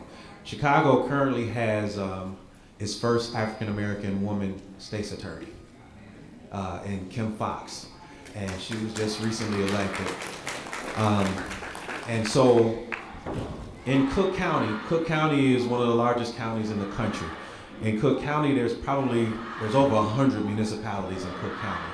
So what we're going through right now is she's come in to try, she's making reforms. She's changing the things that she believes need to be changed. And this goes back to the culture in law enforcement that we don't have to answer to anybody. And so there's things that she's changed that they, oh my God, you what? You're not prosecuting what? You know, so those things now are causing an uproar. So what's happened is I'm on the executive board of the South Suburban Police Chiefs Association, which is the largest chiefs association in the state of Illinois. So I knew her before she became the state's attorney, and so I kind of, you know, hey, we're going to work with you. I'm going to ensure that you get some input, some buy-in from the people that I have influence over. So what we were able to get them to do is we've now established, or they actually established, a working group. And what's happened with the working group is all of the police chief associations in the Cook County area, in our county, in the suburban areas, we all meet with them quarterly. And they share with us that, hey, this is what we're looking to implement. And we can give them our perspective. It's not going to necessarily change what they're doing, but what caused the largest uprising was when she first came in, she came out with these changes, which were seen as sweeping changes for us. And the largest complaint was that this is your agenda, and even though it might be for the good of everybody, they had a problem with you didn't ask us about it, even though she doesn't have to. That's what, you know, and so she, once again, us trying to communicate with her, decided, hey, if I put together this working group, once again, it might not change what they do, but at least as police chiefs, those who had challenges now can no longer say that we didn't have any input. So when they asked for people that were interested in being in this working group, none of those people who were complaining wanted, so I'm the representative for us on the working group also, which is a good thing for her, because I'm gonna represent the whole, not necessarily people's specific interests that are not in her best interest. Sheriff Jackson? I think it's all about relationships. And in Fulton County, we have 15 municipalities, 15 chiefs. So we meet every month, well now every other month, and the district attorney's office is invited. So when you're speaking to all the chiefs at once, it really helps. And it's about relationships, and based on that meeting bi-monthly, that's just an official meeting. It opens a dialogue, and we don't have those kind of issues. And so if you can find a way to pull everybody together and talk with them, and maybe you can do that, invite all of them together, and just explain just what you said here, because it makes sense to me, what you're saying. So maybe you need to explain it to them on, I hate to say, terms that they understand. but relationships are very important. And you have the overall goal of prosecuting, and we don't always see that because we're investigators and we feel whatever we put together, you should run with it and that should be it. But that's not the case. And so relationships will help you. And what part of Alabama? Jefferson County. Oh, the big part. I Sure. know the Congresswoman said just two, but what we do in our circuit in Central Florida, in the 9th Judicial Circuit, we too just elected the first African American, not just woman, but the first African American in Florida to be, we call him the state attorney, not the district attorney, the first one in Florida. And she hit the ground running and made an announcement that she would not seek the death penalty in any cases. Well, that got in a bit of trouble because the governor removed all death penalty potential cases from her, removed her budget, and it was appealed to the Florida Supreme Court, and the Florida Supreme Court ruled against her. So I do think sometimes timing is everything. In terms of relationships with the prosecutor's office, the prosecutor really is the chief law enforcement person, because they typically have the sole authority to decide whether a case is prosecuted or not. And so it's a tremendous amount of influence in the criminal justice system. But what we do with them is the prosecutors go out and ride with my deputy sheriffs on a regular basis in order to establish that relationship. In our circuit, they only have the capacity to try 3% of all of the cases that law enforcement collectively submits to the state attorney's office for prosecution. That means that the system has to dispose of 97% of the cases and other than going to trial. So what that means is that when you balance out, the scales of justice, defendant versus victim, that there are some perfectly good cases that are not being prosecuted because the system cannot handle it. And so that creates frustration with law enforcement officers when they are the advocates on behalf of the victim when a perfectly good case is dropped. And that creates sometimes conflict with the prosecutor's office. So, but I think it goes back to what Sheriff Jefferson was saying, that we have to really work on the relationship between the agencies, and the best way to do that is get out, let them ride, see what the law enforcement officers do on a day-to-day basis, understand the challenges we have, and that way we also understand the challenges that we have. Thank you so much. We have quite a few questions. We want to get to all of them. I would just ask those who are in line if you would please get to your question as quickly as possible so that we all can ask our questions. Next, thank you so much. Hello, my name is James. I'm a senior at the University of Texas in San Antonio and here with the Congressional Hispanic Caucus Institute. And thank you for the invitation. Thank you. It's really awesome. My question has to do with the balance of educating the community without blaming the victim necessarily, and also training police officers on how to deal with certain minority communities. I know in Oklahoma, we just had a situation with officers shot and killed a deaf person because they didn't know he was deaf. So how do you educate the community on how to interact with police, but also how do you educate the police to interact with certain communities? Great question. Who can answer that one? Who wants to take that one for us? Chief Andrews?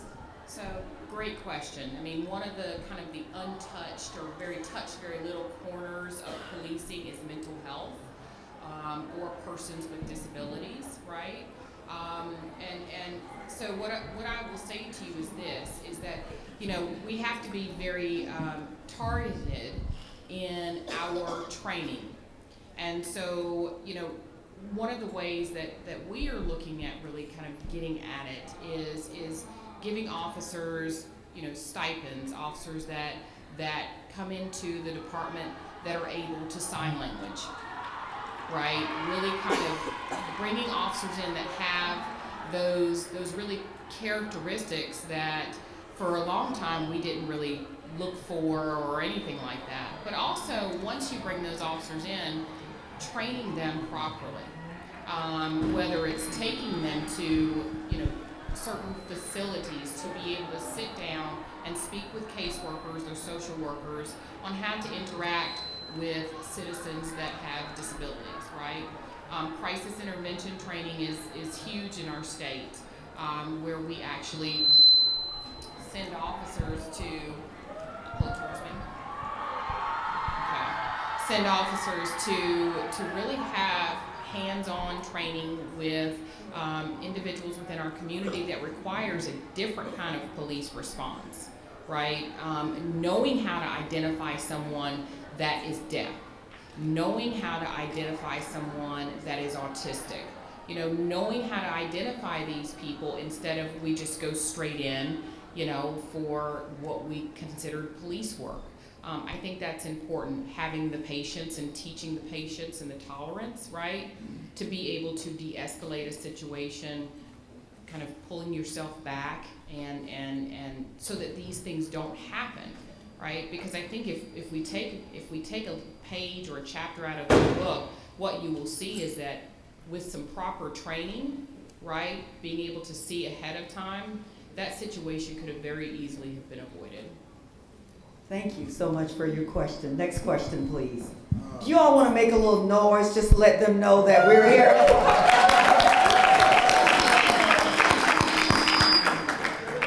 I feel better. Thank you. Next question. Good morning. I got here a little late, so I apologize for that. So I might have missed some of the statements. My concern is two-part. Well, it's two-part question, and it has to do with backlog of police brutality cases throughout the country. It doesn't really matter. I'm from Washington, D.C., so it doesn't really matter. I'm sure there's quite a backlog of cases, cold cases or things. How are you all addressing those? And then to address what Mr. Deming said related to the situation in Alabama where the district attorney refused to do death penalty cases. It appears, what was obvious to me historically, is whenever persons of color have come into positions of authority, that the goalposts are moved. So therefore, how do you institute the changes that you see futuristically happening in your jurisdictions, in your counties and states?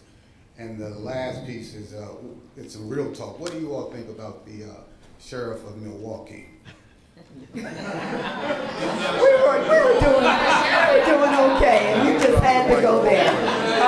If we could get a couple of people just for the sake of time to respond, and we're going to start with the backlog of cold police brutality cases. I want to just bring up a program. It'll kind of hit on a point that the young man that just walked away talked about also. Most of us are members of an organization called NOBLE, the National Organization of Black Law Enforcement Executives. NOBLE has a program called the Law in Your Community. The Law in Your Community goes into schools and goes into the community, and it addresses exactly what you're asking about. How do you deal with the police? It teaches young people how to do it. It teaches adults how to do it. And also, what it does is we teach about filing complaints properly, and this will address what the gentleman just asked. A lot of times, in the heat of the moment, somebody gets stopped by the police. You know what? I come in. I want to speak to the chief. I got stopped by the police. I want to speak to the chief. I want to file a complaint. And they'll come in and we're not going to deny anybody the ability to file a complaint, but there's a process to filing a complaint. And in the heat of the moment, that person will file that complaint. But then when my detectives try to call you to ask you to come in and be interviewed, and you go through this process, you know what, ain't nothing gonna happen no way. So now, when somebody ends up doing something major, you'll hear from the media, well, there's been 25 complaints filed against that person. But if you were to look in the files of those 25 complaints, probably most of them have never been pulled all the way through. They've never gone all the way through because the citizen never followed up. So I'm saying that to say that we've got to educate the community that when you file a complaint, there is a process. The officer is entitled to due process. So you've got to see that due process through. And if you're not willing to do that, then don't complain about that complaint not being substantiated or not because they weren't able to complete that part. Moving the goalposts. Sheriff Demings, I believe you. I'll jump in on that one. As a law enforcement executive, if you're a CEO of any other business or corporation, when you make major decisions, we're playing a chess game. This isn't a game of checkers.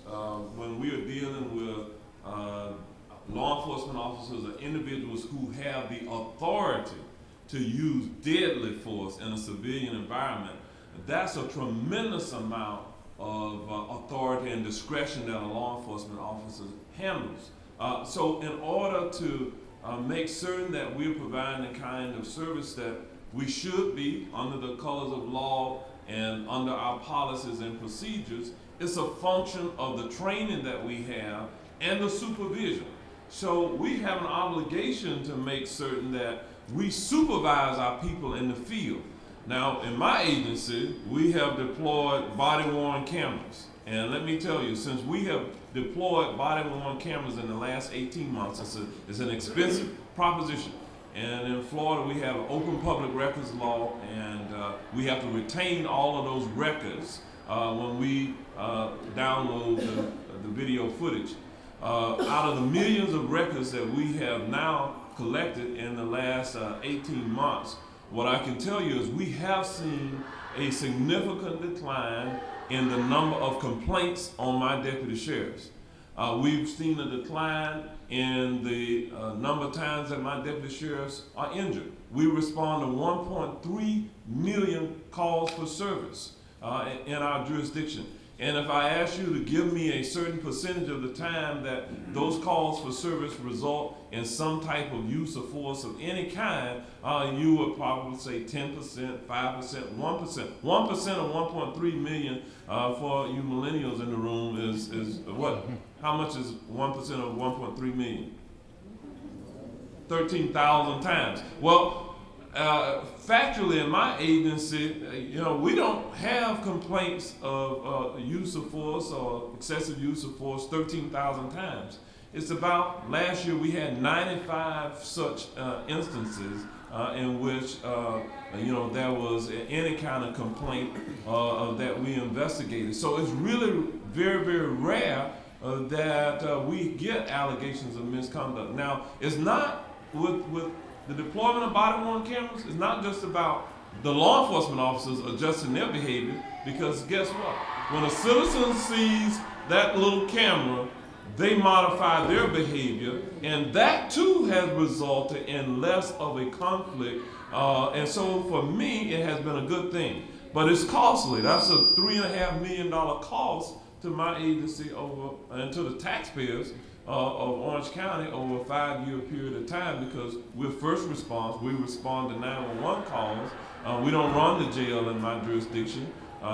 So we're not in that aspect. But we do have to be strategic in what we do and how and when, because timing is everything. Whenever we kind of move the cheese, so to speak, within our organizations, you can only do that at a time when it's right for your community. What's right for my community at a particular time may not be right for your community. And so you have to know the dynamics by which you are you're providing service in as you make those kinds of decisions in your organization.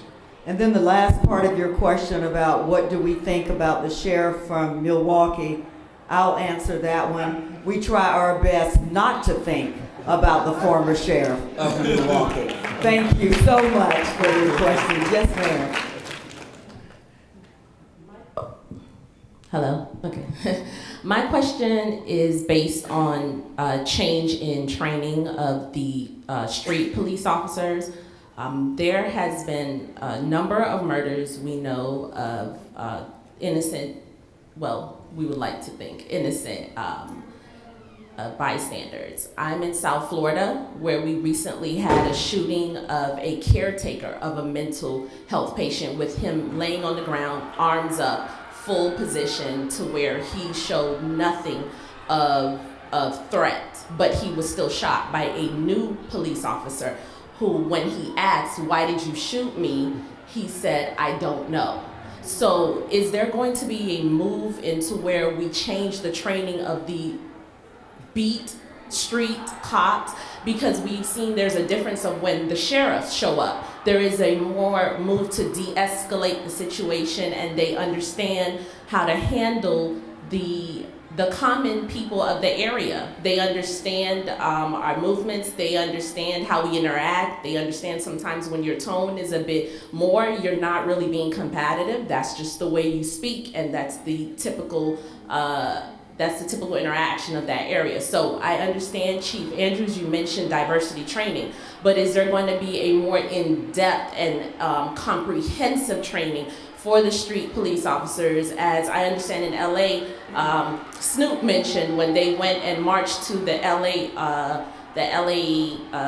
police department, the chief invited them in and had a discussion and indicated that the sheriffs are trained 18 months in the jail system, so they understand the vernaculars, they understand the gang members and how they interact. So when they hit the street, there's not that sense of, oh my God, I'm afraid and I don't know why I shot you. So the question is for the street cops, is there going to be a change nationwide to enforce that? Sheriff Stevens, would you like to comment, and then Chief Davis?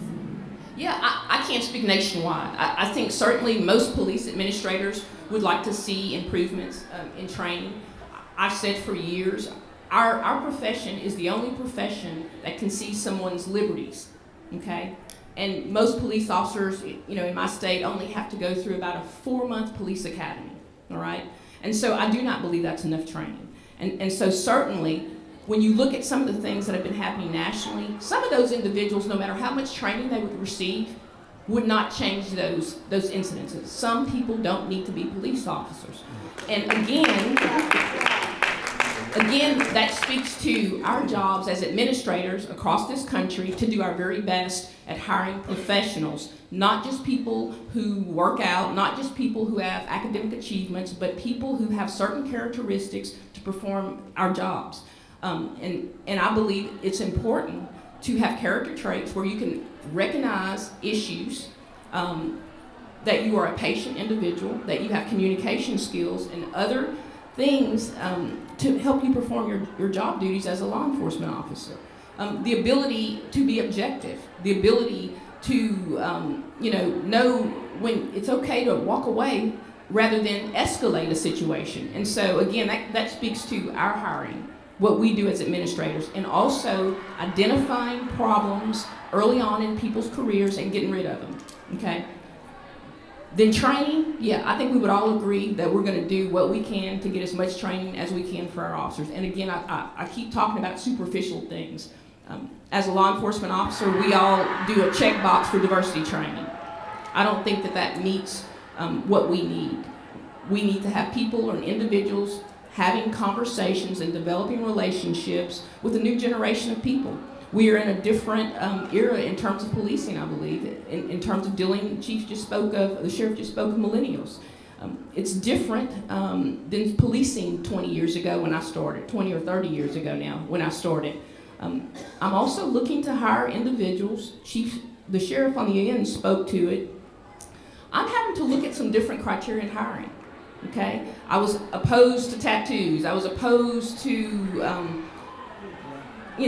I'm a traditionalist. I've been in this business for a long time.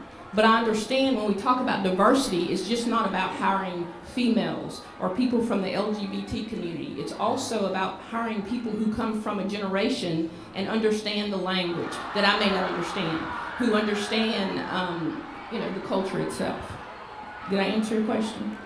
Chief Davis, anything you want to add to that, or should we move on to The sheriff covered it pretty thoroughly, but just real quickly, and she already said it, but I'm going to put another word with it. There are competency issues in law enforcement.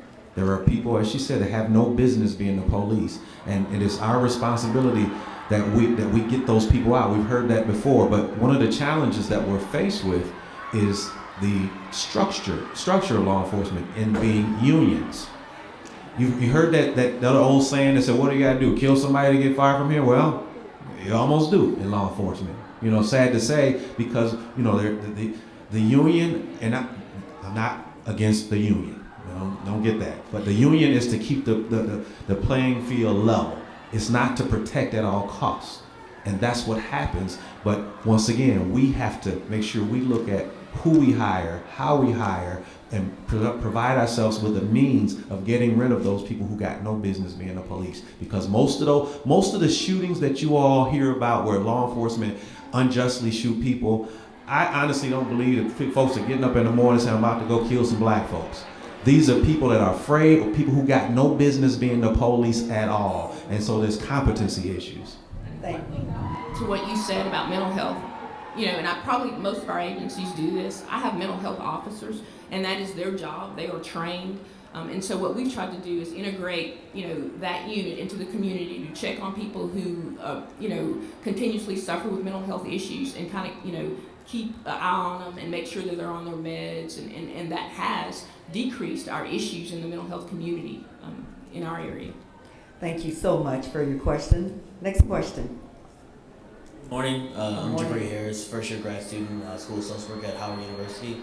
My question to you guys as a whole panel is, what are you guys doing in your jurisdiction to combat the school-to-prison pipeline? What are you doing in your jurisdiction to combat the school-to-prison pipeline? I think Sheriff Jackson can handle that one all by himself. Yeah, I mentioned briefly in the opening remarks what we're trying to do. We visit the high schools because in Atlanta, we had the East Coast in for gangs and drugs, Chicago, and now we're starting to get the West Coast in. And they're recruiting young people 10 years old to join gangs, to rob and shoot, and getting engaged in drug activity. So we're doing a number of things. First of all, I keep mentioning churches. That's where we start. We work with them. But also, we have a program called GREAT. Those in law enforcement, you've heard of GREAT, Gang Resistance Education and Training. We started 4th grade working with them. And then we have the Youth Intervention Program. We do the 3rd Wednesday of every month. We were featured on Beyond Scared Straight. We started 10 years old because we're finding that early on, when they get in there, we find in the jail, our programs, that maturity rate is now 30 years old. And when we found that out, we were shocked because we thought back in the day, you finish high school, you're grown. You get out and take care of yourself, but now it's not the case. So we go all the way to 10 years old because that's where it starts. And then we have a program called Helping Youth Prosper and Evolve, where we deal with 6th to 12th graders. And we have experts come in on workshops because communication is very important. And we find in our programs, the parents do not communicate with their children. They don't know what they're doing. And I know there's single moms and all other kind of issues, but you can't have a child raise themselves. And one example, we had a mother come into our youth intervention program. She had 7 children. She brought a 14-year-old in. He was disrespectful. He was causing problems, failing in school. And then she told us while we were sitting there that the 8th child was on the way. So when we broke him away from the parent, he says, I'm 14 years old. My mother expects me to help her raise the children. And then he says, and now she's having another one. They're all different daddies. And so that's why we started 10 years old to work with them. And now that we have the Urban League working with us, they can follow up on children and make help. Because the only thing to stop the next generation is to work with them and communicate with them, give them options and tell them what's going on in the world because they're not getting it anywhere else. Additionally, we find in the jail, we have 1/3 of our inmates are 17 to 24. So we want them to look at their lives so that they get out of the system because the crimes escalate.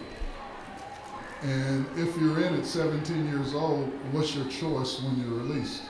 So we have programs for them to work with them. We have people in the community working with us. We've got a $1 million grant from the Department of Justice before this administration. The $1 million grant is to deal with recidivism so that we work with the inmates when they're released. We have support structure for them, jobs, a place to live. And so what we're hoping, we're a model. As a matter of fact, there are 4 areas. California, I think Costa Rica, California, or something out there. One in Illinois, us and somebody else. There's 4 of us that got this grant to set up a system for criminal justice reform. So those are the kind of things we're doing, and we're forming partnerships. I think one of the things for us in law enforcement, the community can't do it by themselves. We can't do it by ourselves. But we come together, we have a greater impact. And the Urban League is now going in a direction, they work with people that were going to be successful, and they built on that. But now they realize they have an obligation to work with those that are troubled and try to turn them around. So now they're doing both. And in Atlanta, we set up what's called an At Promise Center. And through the Atlanta Police Foundation, we identify teenagers in a community called The Bluff. The Bluff is drug-ridden, gang-ridden. We're trying to drive it out and save the community. So now the children after school have somewhere to go. They have mentors that work with them. And if that works and we do it on a larger scale throughout the city, we'll make a difference. Because the way we're going, you can't lock them up, throw away the key anymore. It doesn't work. because when they come out, they're more violent offenders. And we identified one zip code, 30018, is where most of the problems come from. And that's what we're concentrating on. And if that works in that community, then we'll move it throughout. But the one key is mental health. In our jail with 2,700 inmates, 60% have mental health issues. We even have an experimental program for counseling and medication in our jail, one of the few that have that. So you put all that together, it's not easy to overcome all the issues there. But if you make a step and then you can get the community involved, you make a difference. Thank you. Thank you. Next question.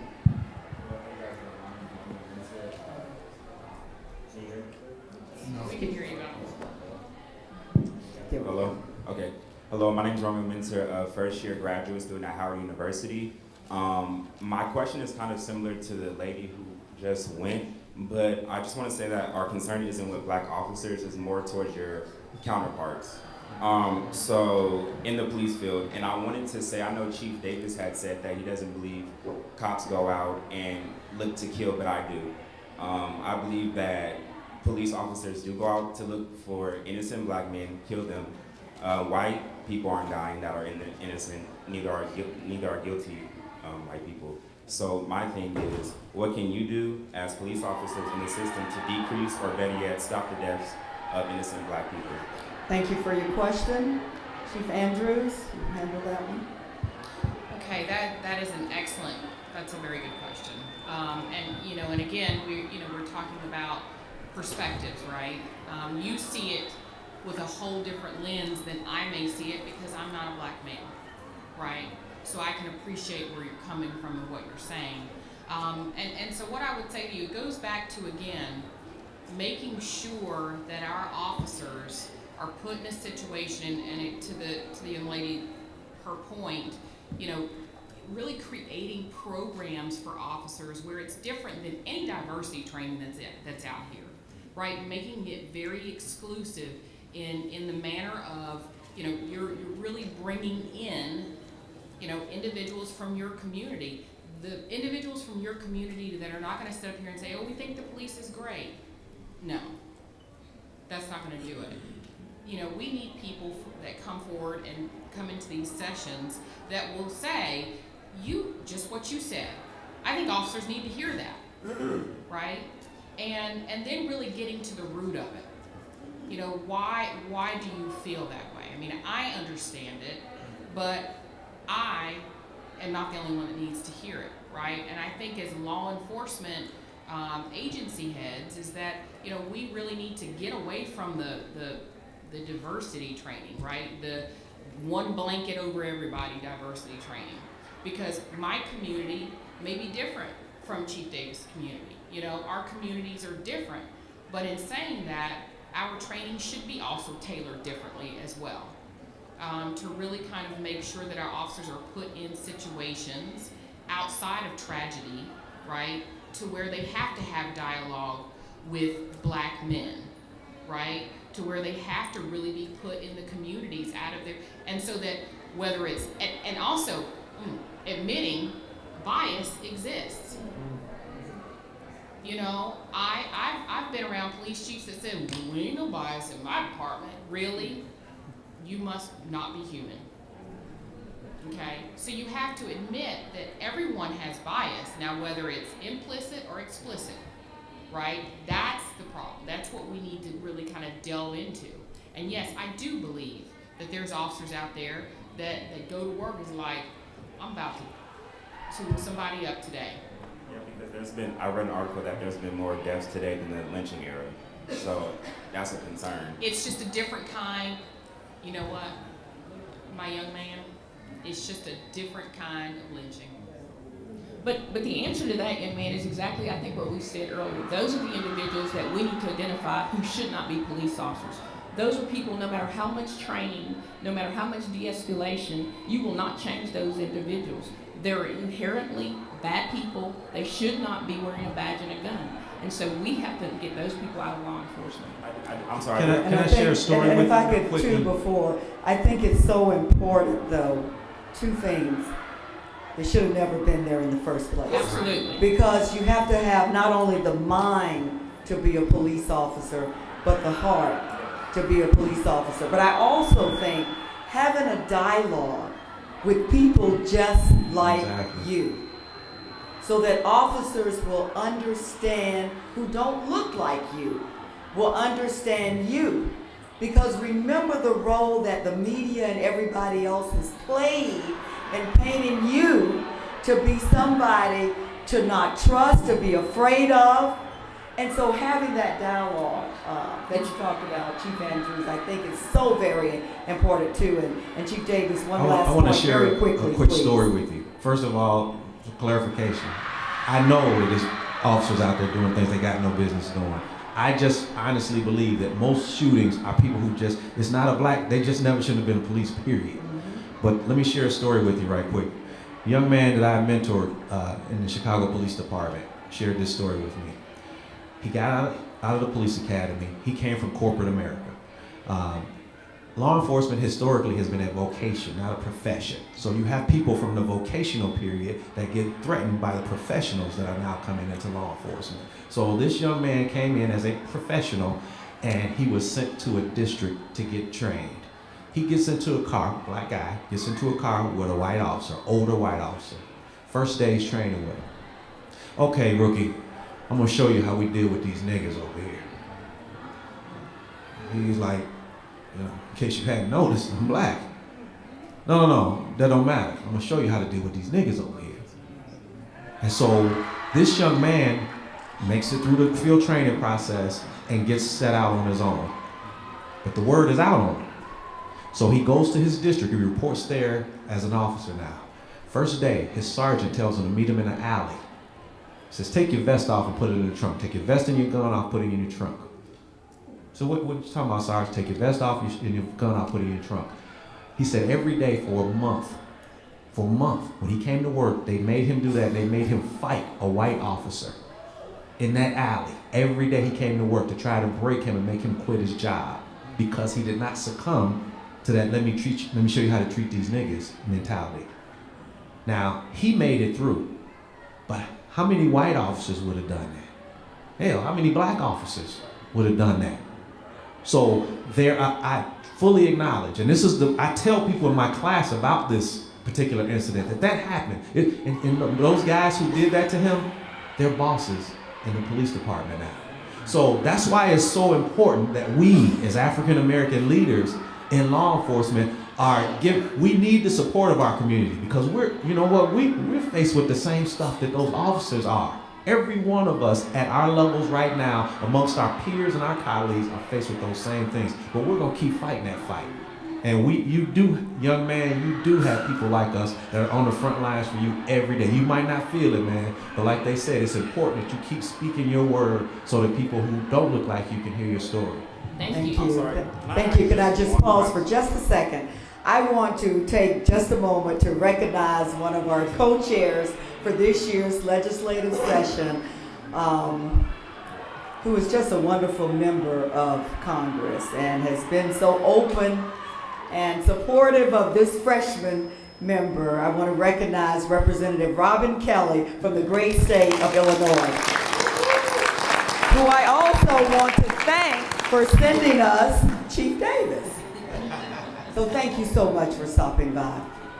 Last point, very quickly, please. Okay, very sorry. Yeah. Okay, so I know that you guys were saying that police officers can be mentors. Have you ever thought maybe only having police officers from the community that they're from? Basically, that makes any sense. So having black police officers in black communities. I'm from California, so maybe having a white officer in Beverly Hills, I can only name California cities, or a white officer in Hollywood or somewhere where they can be more related to.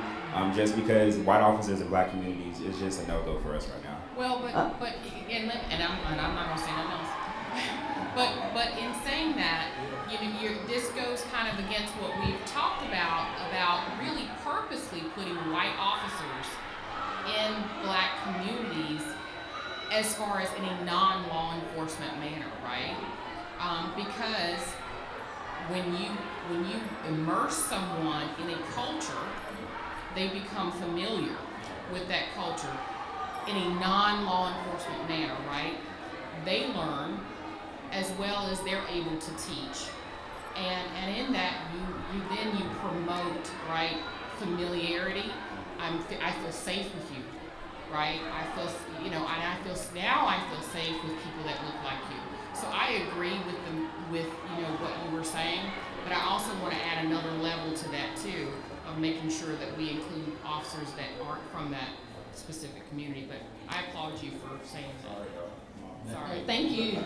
Okay, before we get to our next question, I also want to take a moment to recognize one of my other colleagues that I'm honored to serve with in the CBC, and that's Representative Hank Johnson from the great state of Georgia. Thank you for stopping by to join us this morning.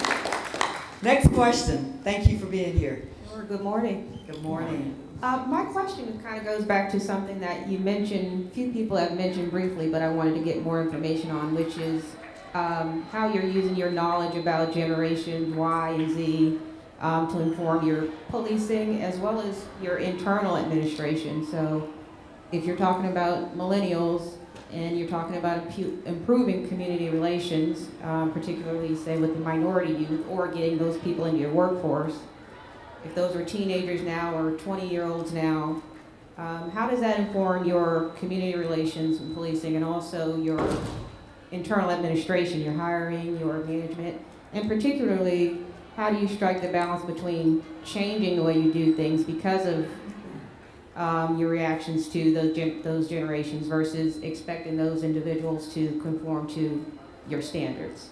We have two panelists who'd like to.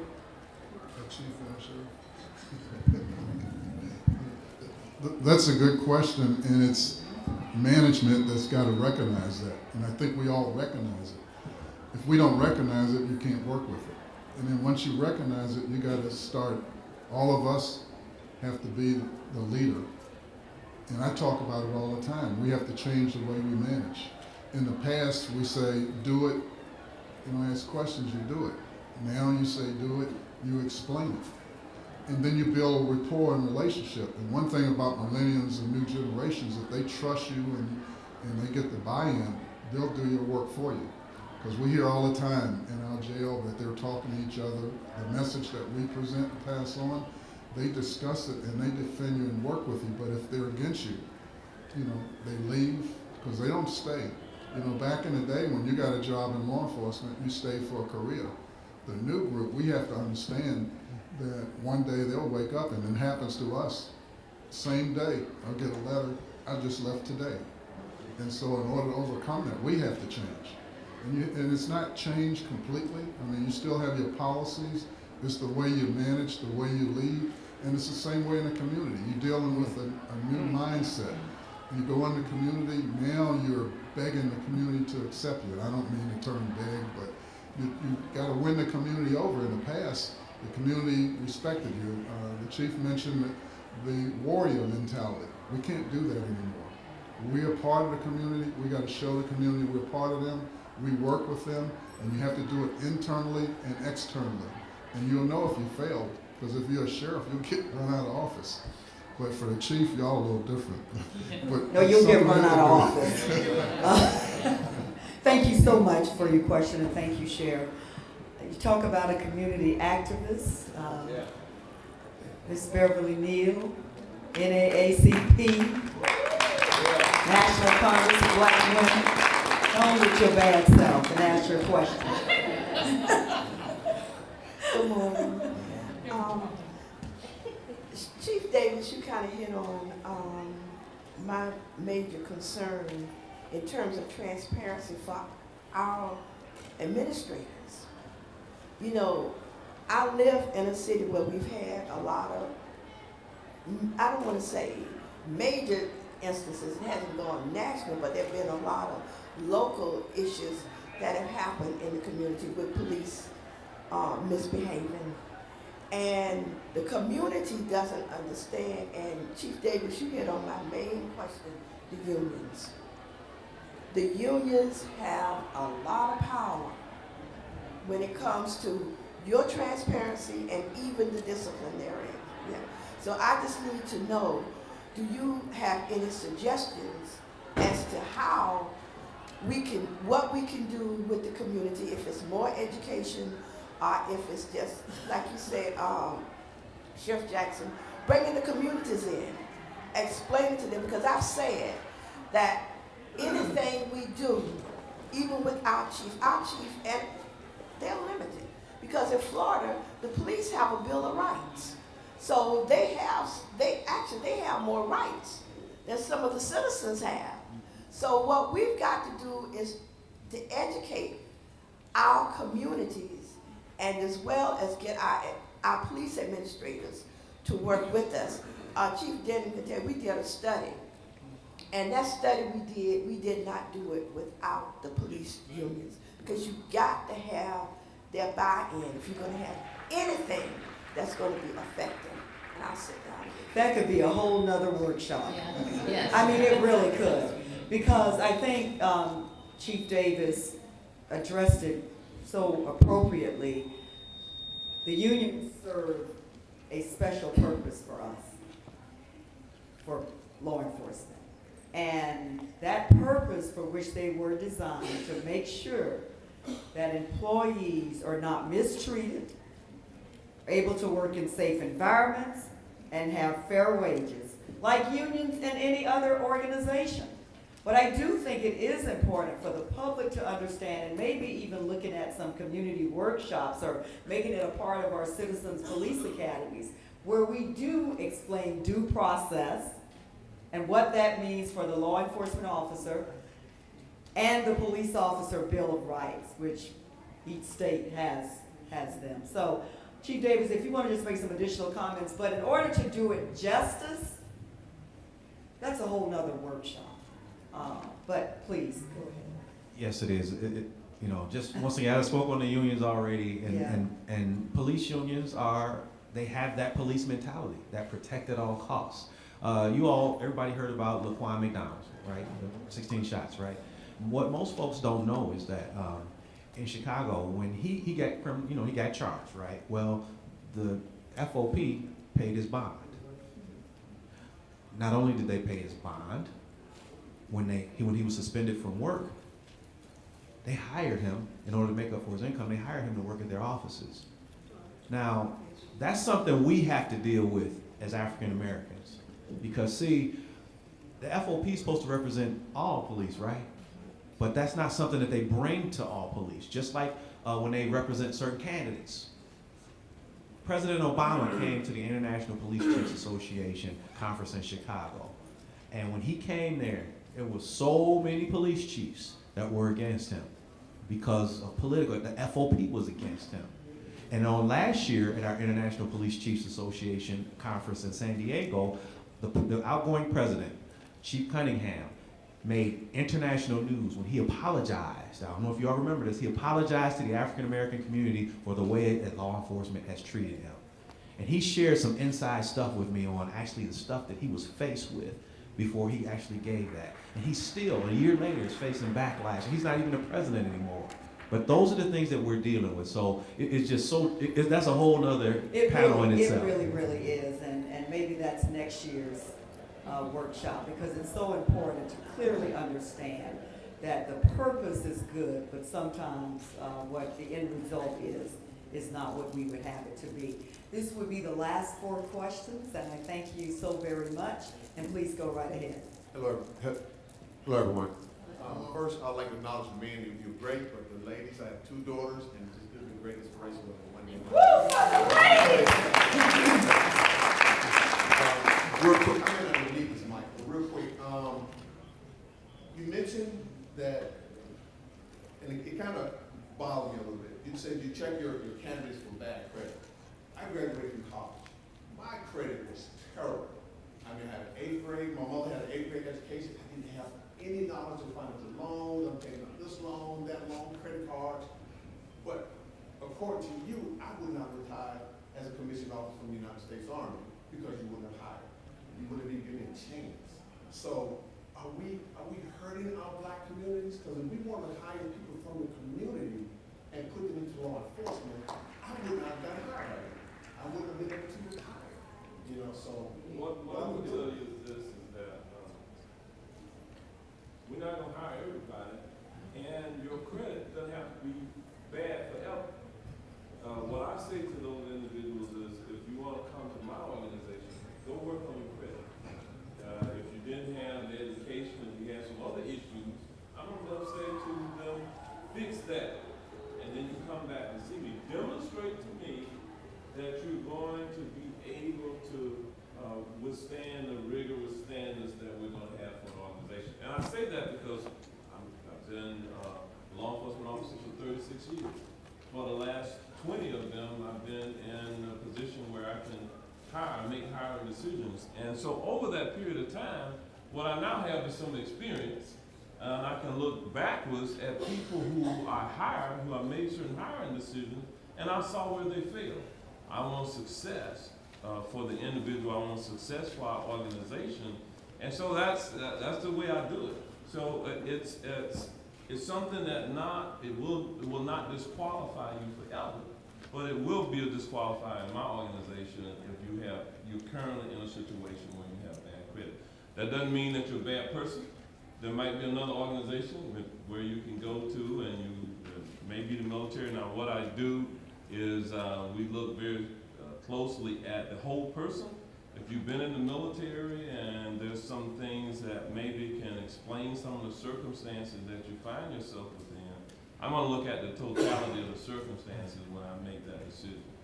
And I would just add this, and we're going to move on, but what I heard when the sheriff went through the list of things and talked about the credit is, we need to teach our young people the importance of financial literacy. Just like we would say to them, if you can't get, let me tell you, if we know that used to be 69% roughly of people in prisons around the United States did not graduate high school, that's a fact. And so what I'm hearing is that maybe if we work harder to keep our young people in high school, could it be that simple? Maybe we can keep them out of prison. So what I'm hearing is education plays a role. When we talk about criminal justice reform, we cannot talk about it without talking about the importance that education plays in giving our children the opportunities that they deserve to be successful. So we take the standards, they are what they are, and I hear you because I struggled with my credit in college. But what I hear is, let's start earlier, teaching our children financial literacy so they will have the tools that they need for whatever profession they want to go into and to manage their own household budgets. And so that's an area, until the standard changes, which I doubt that it will, that's an area that we can work in and do it right now to help our young people. Yes, sir. Hello. My name is Malachi Bridges. I'm fresh out of high school. I just graduated in June as the first ever African American male valedictorian.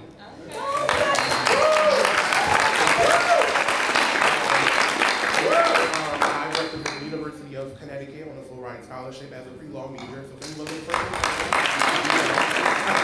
just go ahead and close us out.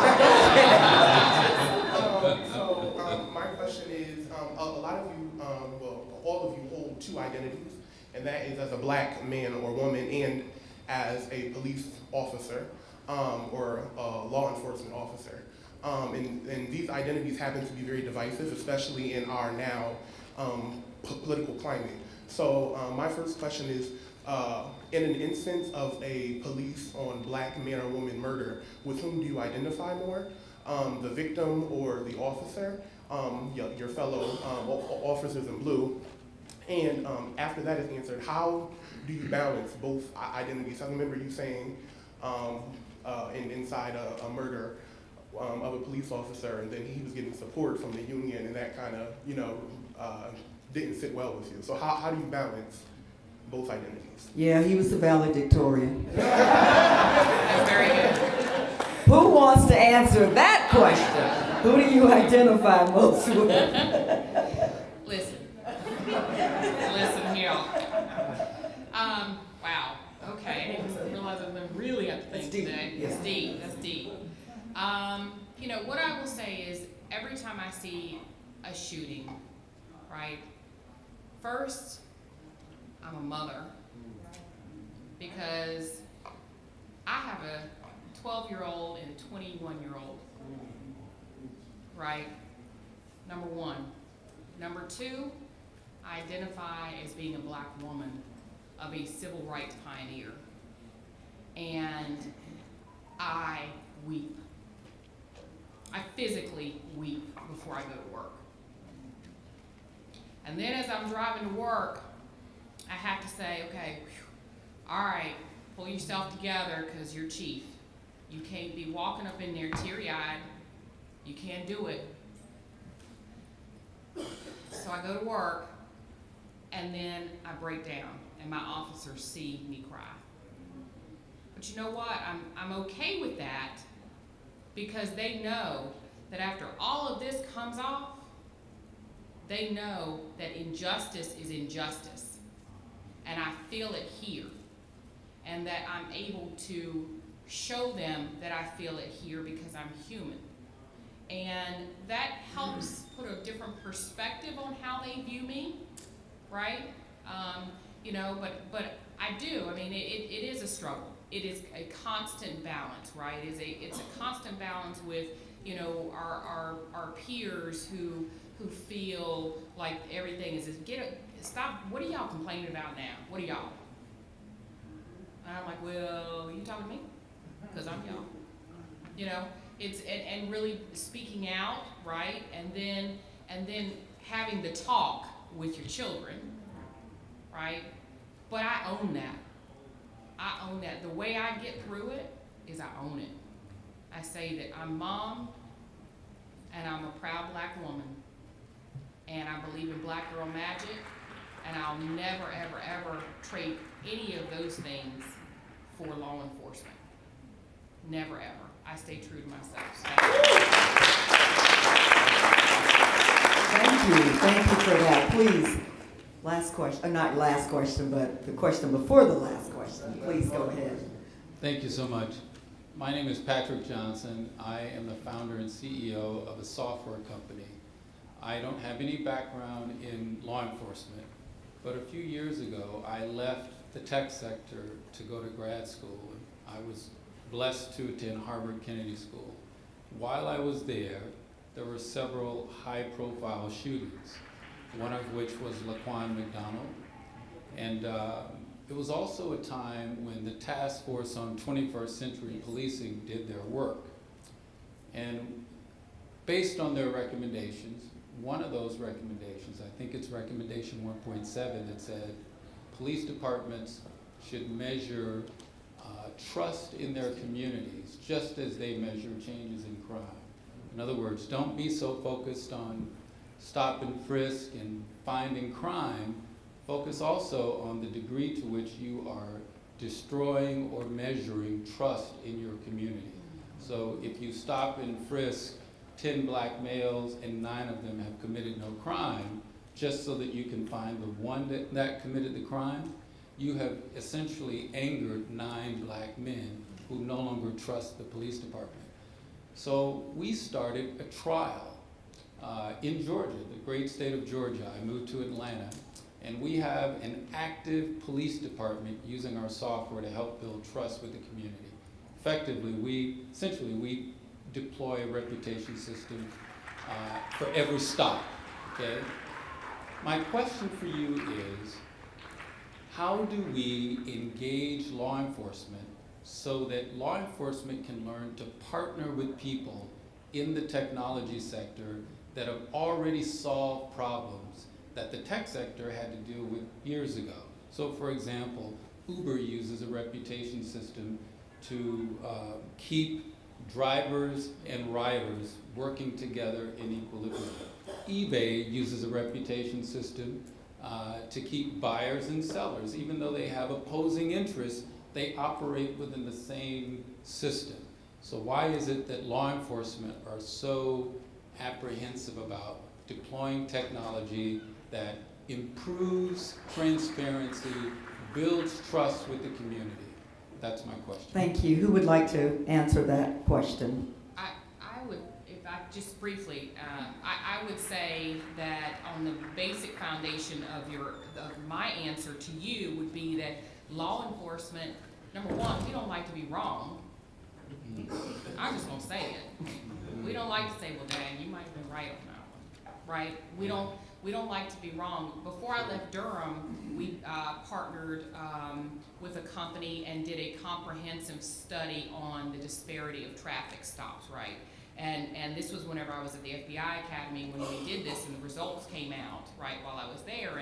And there was, you know, everybody was on their ear because it wasn't what we thought it was going to be. Because we were like, we not stopping at a disparate rate. Our officers, we're training them, we're good.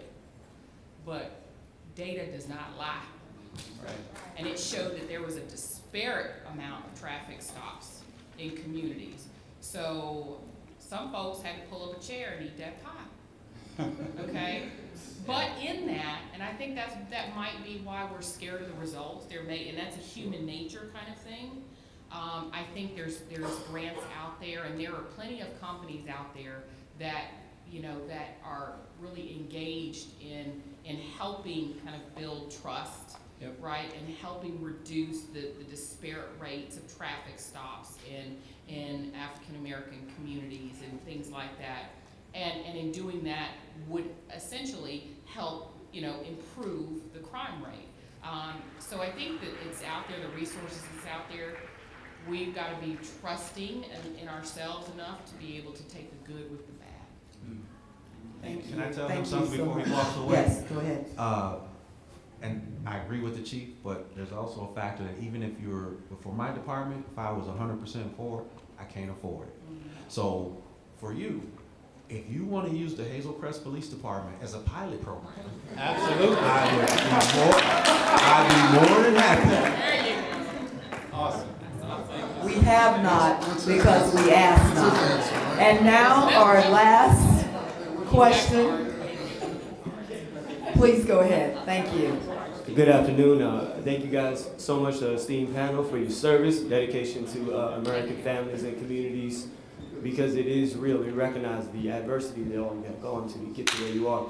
A major question I have for you all, as you guys are leading police departments and good leadership, looking to weed out bad elements, how do you all screen for white supremacist elements in your police departments, ones that you may have inherited or that you see coming through the application process? Is there a screening process to say, if this individual is a white nationalist, or if they're practicing those things, affiliating with the groups that we know are proxies for them, how do you identify that in places like Florida, Georgia, Morrisville, North Carolina, Illinois, and Texas, where we know there's a culture of white supremacy and white nationalism that is an undercurrent, it's a subculture.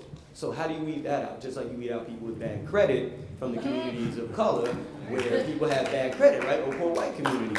So how do we identify and weed out white supremacy, stop those officers from getting to the street, and rebuild trust on that side? What a last question. Let me just say this. I don't know why you had to call Florida first. You don't? You know the history of Florida. Stop playing with me. I plead the fifth. Yeah, you might as well. Okay. Let's go. All right, let's go. I'm going to start this conversation because in my primary, in February, I was shot at in my campaign headquarters by white nationalists, okay, from a city called Vidor, Texas. So I'm as passionate about that, and I'm sure all of us are. And we realize that exists. The fact that we are in our positions, if any of you believe that we rose to those positions without experiencing, racism, it's still alive and well, okay? And so certainly in hiring people, and I think probably earlier in our conversations, we described the background checks that we do. I do a psychological exam with everyone. I personally interview every person that I put to work. I don't just ask police-related questions. I ask questions about what do you do for fun. I look at social media personally. And so we do different things in terms of hiring. But I also, visit my community, not in uniform, and have conversations with people. I'm all about the community, and so I hear things and I get information. I get rid of people. We talked about that a little bit earlier. Everybody who wants to be a police officer shouldn't. And when I get that information and I find out I have those individuals, I deal with those people. I too have to deal with bargaining union, bargaining agreements and unions, and so sometimes those disciplinary processes are difficult. I have been sued, and I'm okay with that. There's sometimes you just get rid of people if they don't deserve to be there. But the benefit of having individuals like us, the benefit of you guys applying and becoming parts of law enforcement systems is to change the system. If we don't become parts of those systems, then the old culture will always exist, okay? It wasn't easy for me to become sheriff. It wasn't easy for any of these individuals to get to where they are. But guys, we are still in the middle of it. The battle is not over. And so everything that you feel, she said exactly how I feel. I'm a mother of an individual who just graduated a year ago from the University of Texas. Do you think that racism doesn't exist? We understand that as parents. I worry every day that she will not be given the job that she deserves because of the color of her skin. I worry about that. Every time I turn on a television, we weep twice. First of all, as parents and mothers of African American children, but I'm a cop. I've been a cop for almost 30 years, and it kills me when I see some of the things that I'm seeing, and I understand differently than you guys that it's not sometimes related to racism. It's related, most of the shootings that I've watched on television are related to poor training and people who should never have been given a badge and a gun. And so certainly, I'm gonna fire them. I think I speak for everybody. We gonna fire them, okay? You gotta support us. And not, as far as hiring is concerned, that's where the systems come into place. I just had an applicant that made it through the background process, and through my investigators looking through their social media, they found some old stuff. Me too. Some old stuff that on a person's social media page that says, you know what? It wasn't extreme, but it's enough to say that there's more to this. So the psychological, the background check, all that stuff can bring up red flags, but at the same time, you have to continuously inspect what you expect. So there's a probationary period, and during that probationary period, we have people on an 18-month probationary period. So that's another opportunity. But even if they make it through the probationary period, ultimately, we all been sued. Anybody that's sitting up here has been sued. That's because I could be in Hawaii on vacation with my wife, and something happens in Hazel Crest, and we get sued. Mitch Davis' name gonna be on that lawsuit. That's just how it is. So I'm gonna do the righteous thing all the time. Right. And if I got somebody that I know is racist or white supremacist, I'm gonna have to take that hit and just let the Lord guide me on that. Because the worst experience that me personally, that I've ever had with a police officer, because that still happens to us, the worst experience I've ever had was as a police officer with a white police officer who knew I was a police officer. So I can only imagine how that situation would have played out if I wasn't a police officer.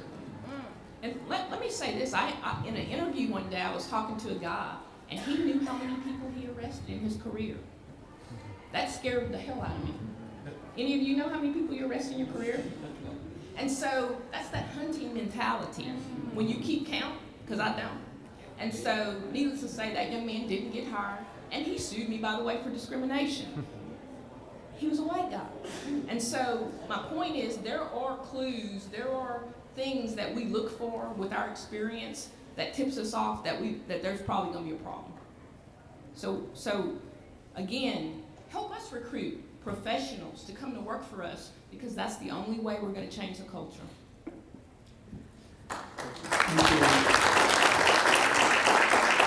I'm going to ask each of our panelists to just give a closing remark. Thinking about all that has been said and done, if they can, in a minute or less, just kind of give their perspective of where do we go from here. So we'll start with Sheriff Demings. I will close with, sometimes we get focused on the negatives, but I will tell you that things are looking better for us. You are able to see us sitting here now, leading law enforcement agencies from across the nation. The more that we have the opportunity to infuse our agencies with a leadership that is diverse, that looks like us and looks like others who serve in our communities, the better off we will all be when we do that. To me, racism is it's a negative thing. It's bad regardless of whether you're white or black. I will tell you that I do get to work every day with some people who just love serving, and they don't look like me as well. In my career, I have been exposed to people who didn't look like me, who gave me opportunities as well, and so I applaud them for their efforts as well. Those who have been a thorn in my side, you know, I've had to live through some things and endure some racism and some various things as well, like all of us on this panel. But be highly encouraged that together we can make it. Together we can make it. And before we move to Sheriff Jackson, I just want to pause for just a moment to acknowledge one of my other colleagues. I've already shared with you that I am so proud to serve in the Congressional Black Caucus. But there is one woman who I am just delighted to serve beside every day.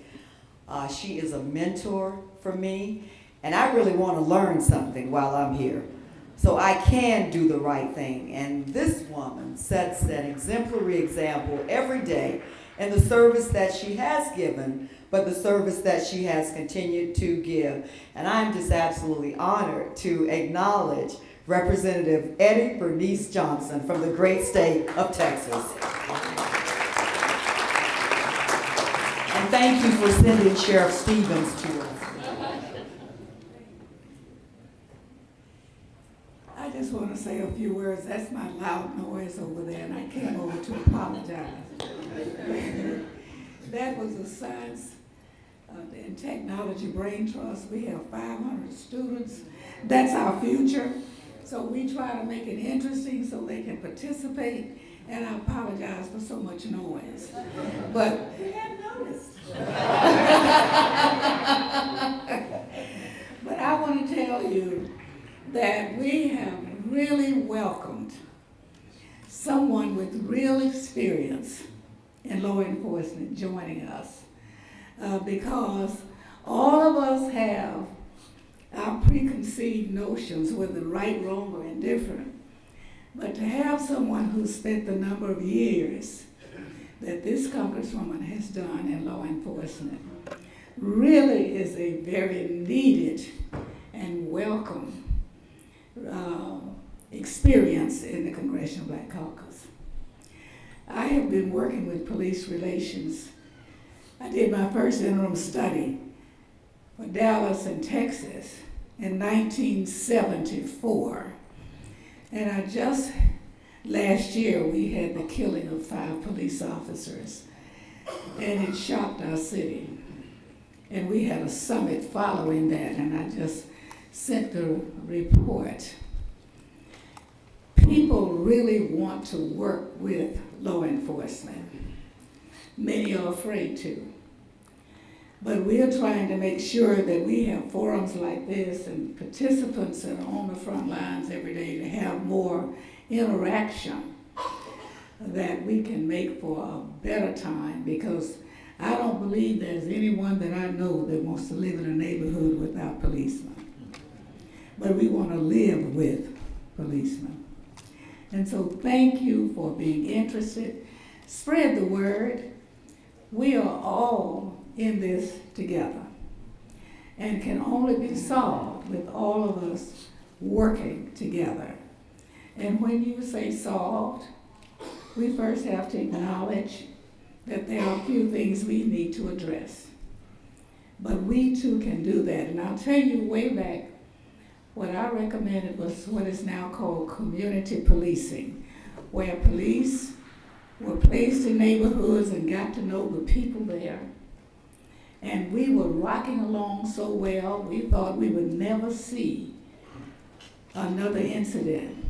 But because of the great need for mental health care and the lack thereof, we had a mentally ill man reacting to something that didn't even happen in the state that killed these 5 policemen and shook our very foundation of what we thought we had in Dallas. We had an outstanding police chief, Chief Brown, who is now retired. and he's with, I think, ABC. But I can tell you the real need for a good understanding and relationship between our public safety officers, peace officers, and our community. Thank you so much for your leadership.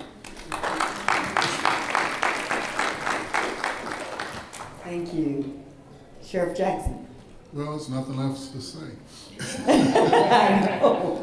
No, really, it's all of us, and this is forums like this that help us to know we protect and serve. So hold us accountable. And if you're in a community where you don't have a relationship with the police, get one. You can force them to meet with you and work with you and hear your interests. None of us up here you have to force, but some you have to force. When we see some of the occurrences, first thing we look at, there was no relationship with the community and the police. And that's where most of the problems are coming from. But those of us that understand we're all part of the same community, so we have to work together. And forums like this help. We do this in Georgia quite a bit. And what I try to do is talk to people that don't like us, because I want to find out why you don't like us. And then when you find out the reasons, it's not us, it's them, because there are people in the community who don't like law enforcement. Don't let them influence the problems for the community. The majority of communities, like the Congresswoman said, you need us and you want us there, but there are people that don't want you there. And so when you see that, work with us and help us with that as well, because we're all in this together. And if we're going to bring back our communities, we're going to have to do it together. Thank you. Chief Andrews? So I just, want to say that thank you first for having me here, and really, again, I will scream it to the rooftops. Thank you so much. Thank you for having this discussion, because I think it was such really a needed discussion, some things that needed to be said. Law enforcement is an honorable calling, and I say calling because it's not a job, it's not a career, it's a calling. You have to be called to do this. And I will tell you that there is no doubt in my mind I was called to be here right now, in this moment today. I was called. And so I'm not the only one that was called. My brothers and sisters that wear the badge and their gun, the majority of them, they were called as well. Yes, we have some bad apples, absolutely. But I know that together, we're gonna make it through. We're gonna make it through. Nothing ever easy comes without struggle, right? Change does not always happen easy, but we're gonna have it. It's gonna be change, because I know there's gonna be change, because there was change that allowed us to go to school, right? That wasn't easy, that was a struggle. Civil rights, people died to allow us to be where we are today. That was change. It's an ugly part of change, but that was change. So I do applaud all of you for being here. We've received the accolades, but I applaud all of you for being here today to share in this word and to really have some great dialogue. And I look forward to the future. And listen, it's funny. I know you don't like, you said something about tattoos, but listen, this is tattooed on my foot, and still I rise. I swear to you. So, I'm just saying. Chief Davis?